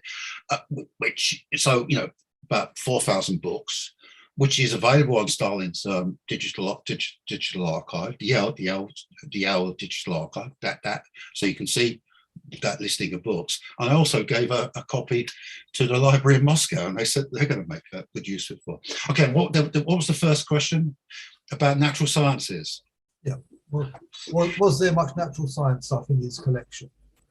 No, there was a few items. There was a book by Pavlov, for example. There was some special issues of periodicals dated from 1940s, devoted to the achievements of Russian science and of medical science, and anti-mark those. Yeah. Now, most of the library consists of Marxist, social science, humanities, but also, and this is something else I noticed in the chat, we can be fairly sure, a huge collection of fiction, of literature, several thousand novels, plays, short story collections, right? The problem is we don't know exactly what was in this collection, because that part of the collection, and I'm not sure what, none of that was stamped. Yeah, it didn't have his ex libris stamp. I'm not sure why. So that meant that was the part of the collection that was dispersed after Stalin's death. Yeah. So the remnant that we have is virtually 99% non-fiction. Yeah. There's a handful of fictional texts that's part of that collection. Yeah. Okay. So if you recall from my contents list, you'll see that I also have a chapter on Stalin and Soviet literature. Okay. Because when I wrote this chapter at the very end of this, of completing the book. And I wrote because I can't possibly publish a book about Stalin's library and Stalin's life as a reader without saying something about Stalin in fiction. It just doesn't make sense at all, right? But how can I do that in the absence of the actual source?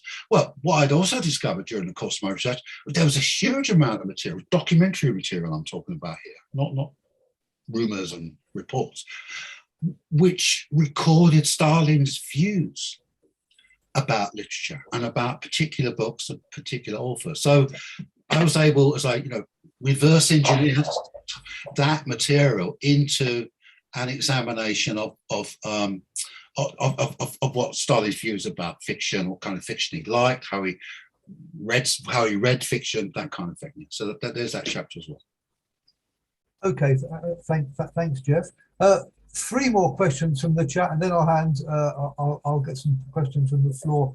From Pete McCluffin, whether Stalin marked up his copy of Machiavelli's prints. Is that true? From Alistair Green, was Ussr a general sort of librarian to lots of Bolshevik leaders, presumably in the Kremlin? And from Gordon Scully, hello Gordon, did he read anything about Scotland? I need to think about the answer to the last question. Scott, he certainly had books about Ireland as part of his collection, that's for sure. When we read him, I don't know, but he certainly had books. And also Ireland is something that actually comes up in, of course, Stalin's own writings about the national question, doesn't it? Yes, and that kind of thing, and speeches. Yeah, so he certainly read stuff about Ireland. Okay, so there was Machiavelli. What was the other question? It was about whether Shusha was the. Oh, no, No, Shusha was Lenin's librarian, yeah. And after Lenin died, she continued to work for Lenin's widow and Lenin's sister. And then in 1930, she transferred to the Marx Engels Institute, right? Okay, but my question was, did she actually act as a librarian after Lenin's death for other Bolshevik leaders than Stalin? No, not to my knowledge. To my knowledge, no, only Stalin. Yeah, to my knowledge, and she continued to work with Lenin's sister and widow. Yeah. So that's the answer to that question. Yeah. Okay, Machiavelli. Yeah. There's lots of repulse claims about Stalin and Machiavelli. What's his name? Rizhkov, the former Soviet prime minister. At the end of the war, Rizhkov. Yeah, he claimed that he in his memoirs published in 1992, they had a copy of Stalin's edition or Stalin's copy of Machiavelli's The Prince, and that Stalin marked this book, and Rizhkov says, yeah, all you need to do is to go through this book and tabulate what Stalin said about, and underlined, and that would tell you everything you want to know about Stalin as a dictator. That's what he says in his memoirs. But the trouble is, no one's ever seen this book. There's no confirmation. And there are other reports about Stalin supposedly reading The Prince and the influence of Machiavelli on Stalin, right? All unconfirmed. Now, Stalin may well have read Machiavelli, may well have read The Prince, but my argument in the book that actually, well, two things. Firstly, it wasn't philosophy that informed Stalin's practice of power. It was history. Yeah, not philosophy. And the second point I make is that Stalin, there's no actual evidence of any interest. There's no actual documentary evidence that Stalin was interested in Machiavelli. Nothing whatsoever. But what we do know, and this is documented in my book, is that Stalin was very interested in Bismarck. Yeah? So I've got a whole section in the book, and it's called Bismarck, not Machiavelli. So that's my argument. It wasn't Machiavelli that interested Stalin, it was Bismarck, and there's documentary evidence to prove that. Okay. I think we can open things up now a bit more, so sort of questions and sort of broader political interventions.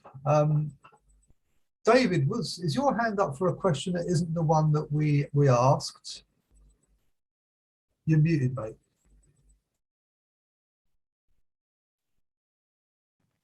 Yes, it was. I did ask a question in the chat, but I think you covered that. It's just simple. My question is, he raised the Jeff. Thank you for this excellent talk. You could have gone on for another hour, as far as I'm concerned. I found it fascinating. Well, blame Francis. He was always like that. We're going to have to pay the Zoom if we had to pay them. We'd have to pay them a bit more. But anyway, my question was: you did suggest that the terror and repression was somehow caused by the fact that Stalin was an intellectual. Now, I do accept that many intellectuals, such as Milton, Robespierre, defended quite nasty things, and did, but also many non-intellectuals do very nasty things. Maybe the fact that Stalin was human and flawed is more significant than the fact that he was an intellectual. Anyway, I'm not. That's okay. Yeah, say something about the fact that it's intellectual and repression is the connection. I didn't mean to say that. It was the fact that Stalin was an intellectual that caused the terror. What caused the terror was Stalin's belief that there was a conspiracy, an alliance between internal and external enemies, right? And the terror is all about crushing the enemy within and then connections with the enemy without. And I have a whole section in the book, and it's basically a narrative section. And to be honest, it was I've written stuff about Stalin and the terror, written articles about the terror, but it was the first time when I wrote this book, I actually sat down and actually told the story of the terror. And having told the story, and basically it's framed by Stalin's beliefs about the internal and external conspiracy and all that. Having told the story, I came away feeling satisfied that's an explanation for the attack. And okay, and I'm not the first one to make that argument. It's not an original argument. Other people have made a similar comment, and I'm actually convinced that Stalin's authentic belief in this conspiracy and this sabotage, these spies, assassins, a whole complex of beliefs, that is how you explain the terror. And you explain it, obviously you explain it in context, and you explain it in the way that the story unfolds, the way the narrative unfolds, right? Now, my point about Stalin's intellectual is that his intellectuality, the fact that he was an intellectual and had this emotional dimension, is what explains his personal capacity to do all this bad, to preside over all this bad stuff. His personal. He rationalized it. Yeah. Now, because other people have other explanations. They say, oh yeah, he did this because he was a psychopath. He was psychotic. He was bloodthirsty. All those kind of. That's, I reject all of that, right? What he did was, as part of a ruthless class war that he was waging to defend the revolution, to further the cause of socialism.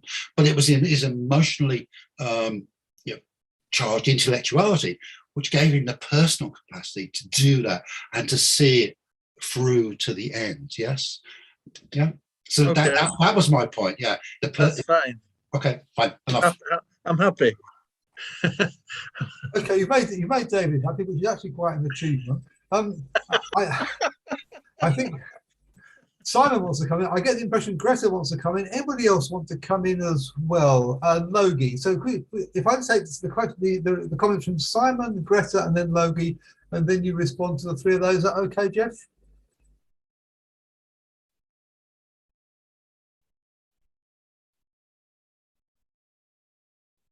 Jeff's muted. Simon. All right. Okay. It's a sort of technical question, really. I'm just wondering about his language. What else was in his library apart from Russian? Obviously, Georgian was his first language, and he was relatively fluent in Russian. But although some Russians would disagree with that, what other languages could he read? Because I know he's in England for a bit. But some of these Bolsheviks, they could read Das Kapital in German. I believe that he didn't read Das Kapital in German.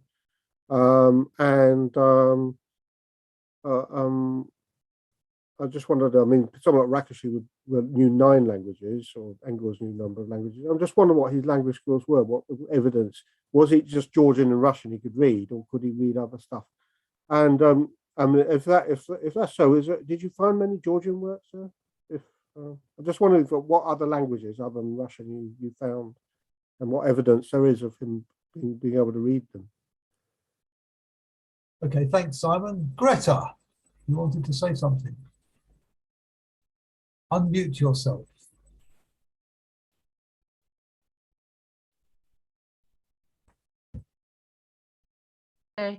Okay, here I am. Yeah, under David's name. I just want to take David's point a little bit further, because what is on my mind is that obviously Stalin is the evil altogether. He is the evil man, and people always put him together with Hitler, which I find extraordinarily hurtful, because Hitler came at things from the opposite direction. He was not an egalitarian. He want to destroy the equality of human beings. And of course, the socialist revolution, communist revolution was about equality for all and so on. But I'd like to know what is your view? And I want to say I really enjoyed your talk. It's really marvelous to see the pages and how Stalin worked with the books and in the books. And I think you've been very courageous to write this book. I see the Daily Telegraph has done a review, and they're not terribly happy that you've written about Stalin. So what I'd like to know, what is your view on how we can gradually move forward to, in a way, unite socialists, which we urgently need, and not have people all the time kind of pinpoint Stalin as he's the evil one, and have him in a way be seen. And I think maybe your book can help, because having this wide intellectual interest should surely get people more interested in him as a person. I mean, as you've said before, it's the circumstance that he was living in that were vicious, a vicious class struggle. So the circumstances are very much to blame. But in what way do you think we can move forward to get over this, turning him into the devil? And thanks, Jessa. And finally, Logie, did you have a... Yes, thanks. Simon has asked my main question already, so I won't repeat. The other thing, did you happen to come across something that, from your perspective, fascinating perspective, is relevant in the history of Owenism? Of Owenism or other socialisms categorized by Marx in the 19th century as utopians? Okay, thanks, Logie. Jeff, you want to field those three, and then I'll have another round of questions. Okay, well, most of the books in, almost all the books are in Russian in the library. There's a few Georgian texts, but a handful actually, not as many as you would expect to find actually. I'd expected to find a lot more, but no, it's like, 99%. No, it's 99%, it's an exaggeration. It's 90% Russian. Now, I'm talking about, remember, there are a couple of hundred books in foreign languages, mainly English, French, and German, also Spanish and Italian. But all of these texts, as far as I know, are unmarked. There is no evidence in the library that Stalin could read any foreign language except Russian. Someone earlier mentioned this review in the Telegraph, where there was another review in literary review by Donald Rayfield, and he argues in that review, he says that Stalin was a secret polyglot, that he could read German, he could read French, he could read English, all this goes back. Now, there is no evidence that is the case. My summary in the book is that Stalin tried to learn various foreign languages. When he was writing the articles on the national question in 1912, 1913, he certainly consulted some German texts, and but he would assume that he had some help with the translation of those texts, which I think is probably right. After the revolution in 1920, he's filling out a party registration document, which asks, what foreign languages does he know? And he writes in that, well, Russian, Georgian, or what languages? Russian, Georgian, and German. But I think that was an exaggeration on Stalin's part. So I don't think this, my summary in the book is that Stalin never mastered any foreign language except Russian. Okay, so that's my position on that question. Stalin evil? Yeah, no, I don't think that Stalin was evil, but he certainly did stuff that I would personally wouldn't use this term, but some people might want to label it as evil. Yeah. He wasn't evil, but he certainly did stuff that could be considered, would be evil actions. Sorry, that's that. But the explanation for those evil actions is not that Stalin was a bad person. That's, so it wasn't because Stalin was a bad person. I don't actually think that Stalin was a particularly bad person. As I said, he was a utopian and an idealist. What explains Stalin's evil actions is not his character, his personality, or the nature of his humanity. What explains it is his politics and ideology. Right? That was Stalin's problem, not the fact that he was evil or he was a bad person or a not nice person or had all these characters. No, it was his politics and ideology. It was his politics and ideology in a particular kind of historical setting that lead him to pursue this course of mass repression. A course of mass repression, which in my view was unnecessary. I mean, my views about Stalin have changed, a lot over the last 50 years. But I've never ever wavered in being quite clear that Stalin's mass repressions, the terror, all that, and all the other mass repressions that go on, they weren't necessary. They weren't necessary. They didn't serve the cause of socialism and communism, or indeed, the Soviet cause, or even Stalin's cause. Didn't even serve his own cause.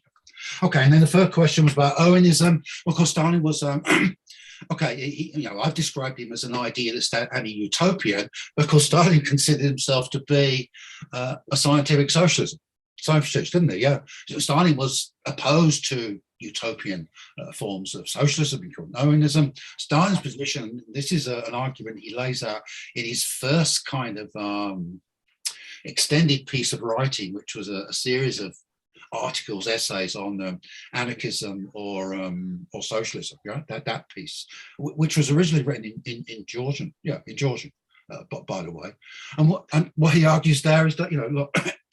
I'm saying, what scientific socialism means is that it demonstrates the inevitability of socialism. It demonstrates that socialism doesn't arrive out of utopian aspirations or idealistic strivings. It arises out of the historical process itself. And Marxism is a science which actually reveals the laws of history which point in the direction of socialism. Thanks, Joe. I've got one more question from Alistair Green. If anybody else has got any questions, please indicate in the next minute or so. Otherwise, this will be the last one. Alistair. Yeah, I guess you could sort of interpret socialist historical society in two ways. One would be a society concerned with the history of socialism, and the other would be socialists who are interested in the history of socialism. Putting myself in the latter camp, the idea that there is such a thing as moral, utopian, egalitarian, non-evil mass murder by people who claim to be socialists, I think is an atrocious intellectual concept. And I think it's exactly the antithesis of everything that Marx and Engels and all of their true successors, that people have aimed to be their true successors, would stand for. I just think it's extraordinary that you can have I understand, we can split hairs into four pieces. We can say evil is a religious concept, and that there is no such thing as evil. It's only a matter of judging people by their actions. Well, let's judge Stalin by his actions. I don't care how many books Stalin read, which language he read them in, and whether or not he made clever comments in his marginalia. This is the antithesis of socialism. So what we're examining is the very interesting phenomenon of somebody who used his intellectualism, and in that regard, I think he actually demonstrates that Trotsky was wrong, underestimated Stalin radically. But he used his intellectualism to attack everything that socialism represents, including the destruction of virtually the entirety of the Bolshevik Party. And then let's just not forget, a few million Russian peasants for whom this revolution was originally made by the people who originally made it. They did not make it to do this. And I have a question about this notion that he really believed what he was up to.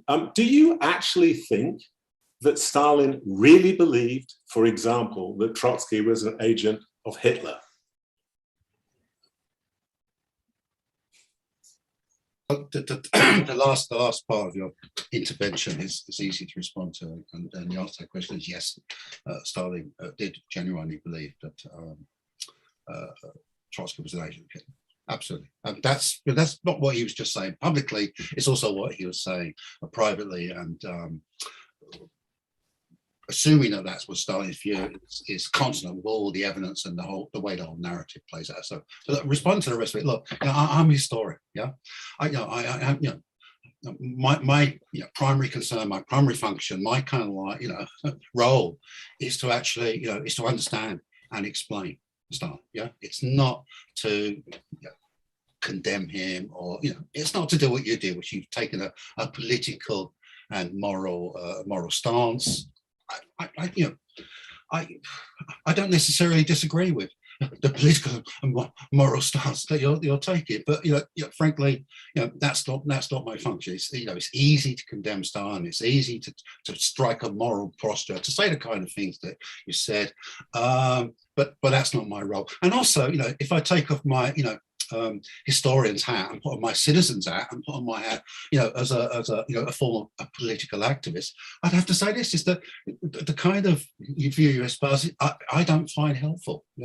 So we condemn Stalin. What lesson does that teach us for the future?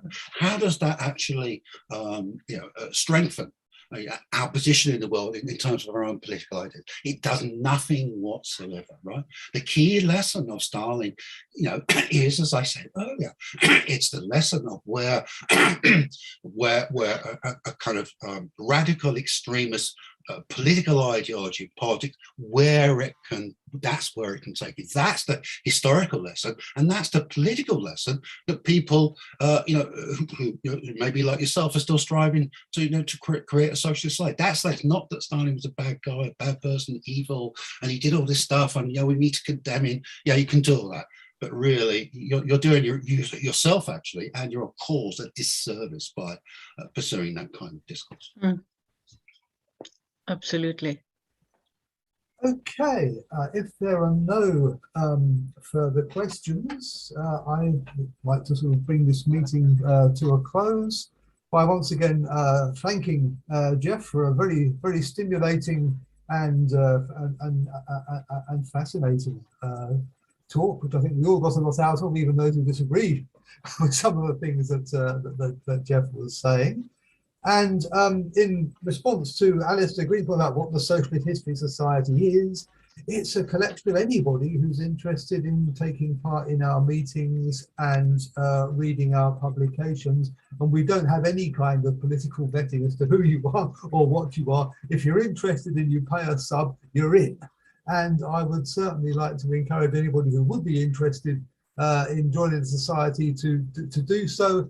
It's you can find that information on www.socialhistorysociety.co.uk. I'd like to thank you all for attending and for a very interesting and worthwhile discussion. And I have no doubt that this will be continued. It's been going on for decades. I think the whole discussion around Stalin has got several decades left in it to run yet. Okay, with that, thank you very much and good night. Thank you very much.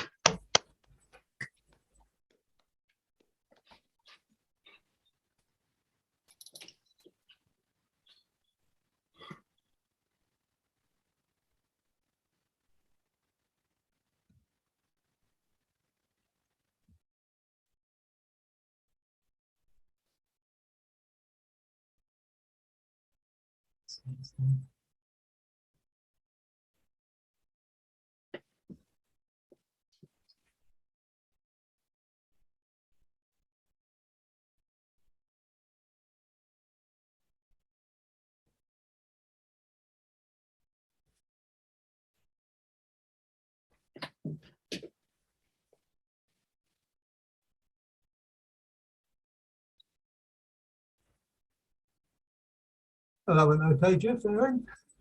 Yeah, listen, are we offline now or what? Yeah, I was just, what I was going to say was, I was just looking at the chat here, there was, who's this Alistair? Who's Alistair Green? Who's he? So no, I mean, we advertise these things quite widely. And also I'm just saying, he has a point here about Trotsky's marginalia and underlines in the same two colours. I was just wondering where that information came from, because one of the things I tried to find out what had happened to Trotsky's books. And, I was interested, did Trotsky have a personal library? I assume he did. What happened to his books? And did Trotsky mark his books? But no one seems to know the answer to that question. Yeah, that's what. Jeff, oh, blimey, I've gone here. Jeff, I can put you in touch with Alistair Green, as I have everyone's email who's registered, and I assume he did. Yeah. So that could be, if that would be interesting to you, I can. I'm just interested in what you were saying there. Yeah. But anyway, thank you. Thank you very much, and thank you for speaking nicely and everything. So on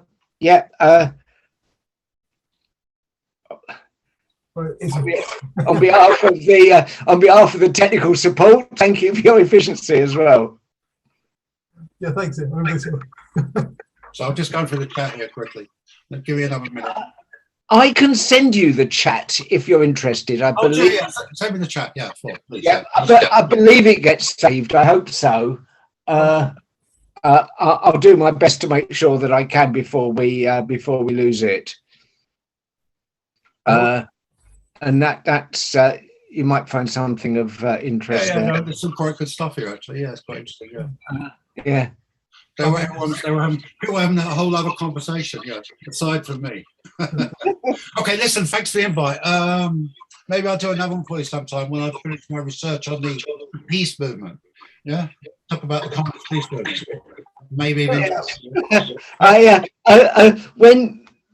When your name was first mentioned, and David mentioned your work on the peace movement, I remember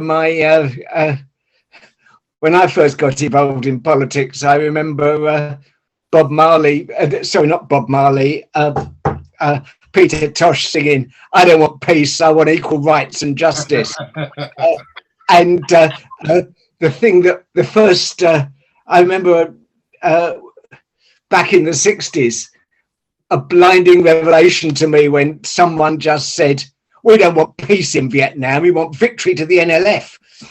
And I thought, fucking hell, that's, yes, you're right. So that they were two of my early kind of... But do you know what? I agreed with the peace in Vietnam line. I didn't agree with I thought at the time, not long after that, I thought victory's here enough with leftists.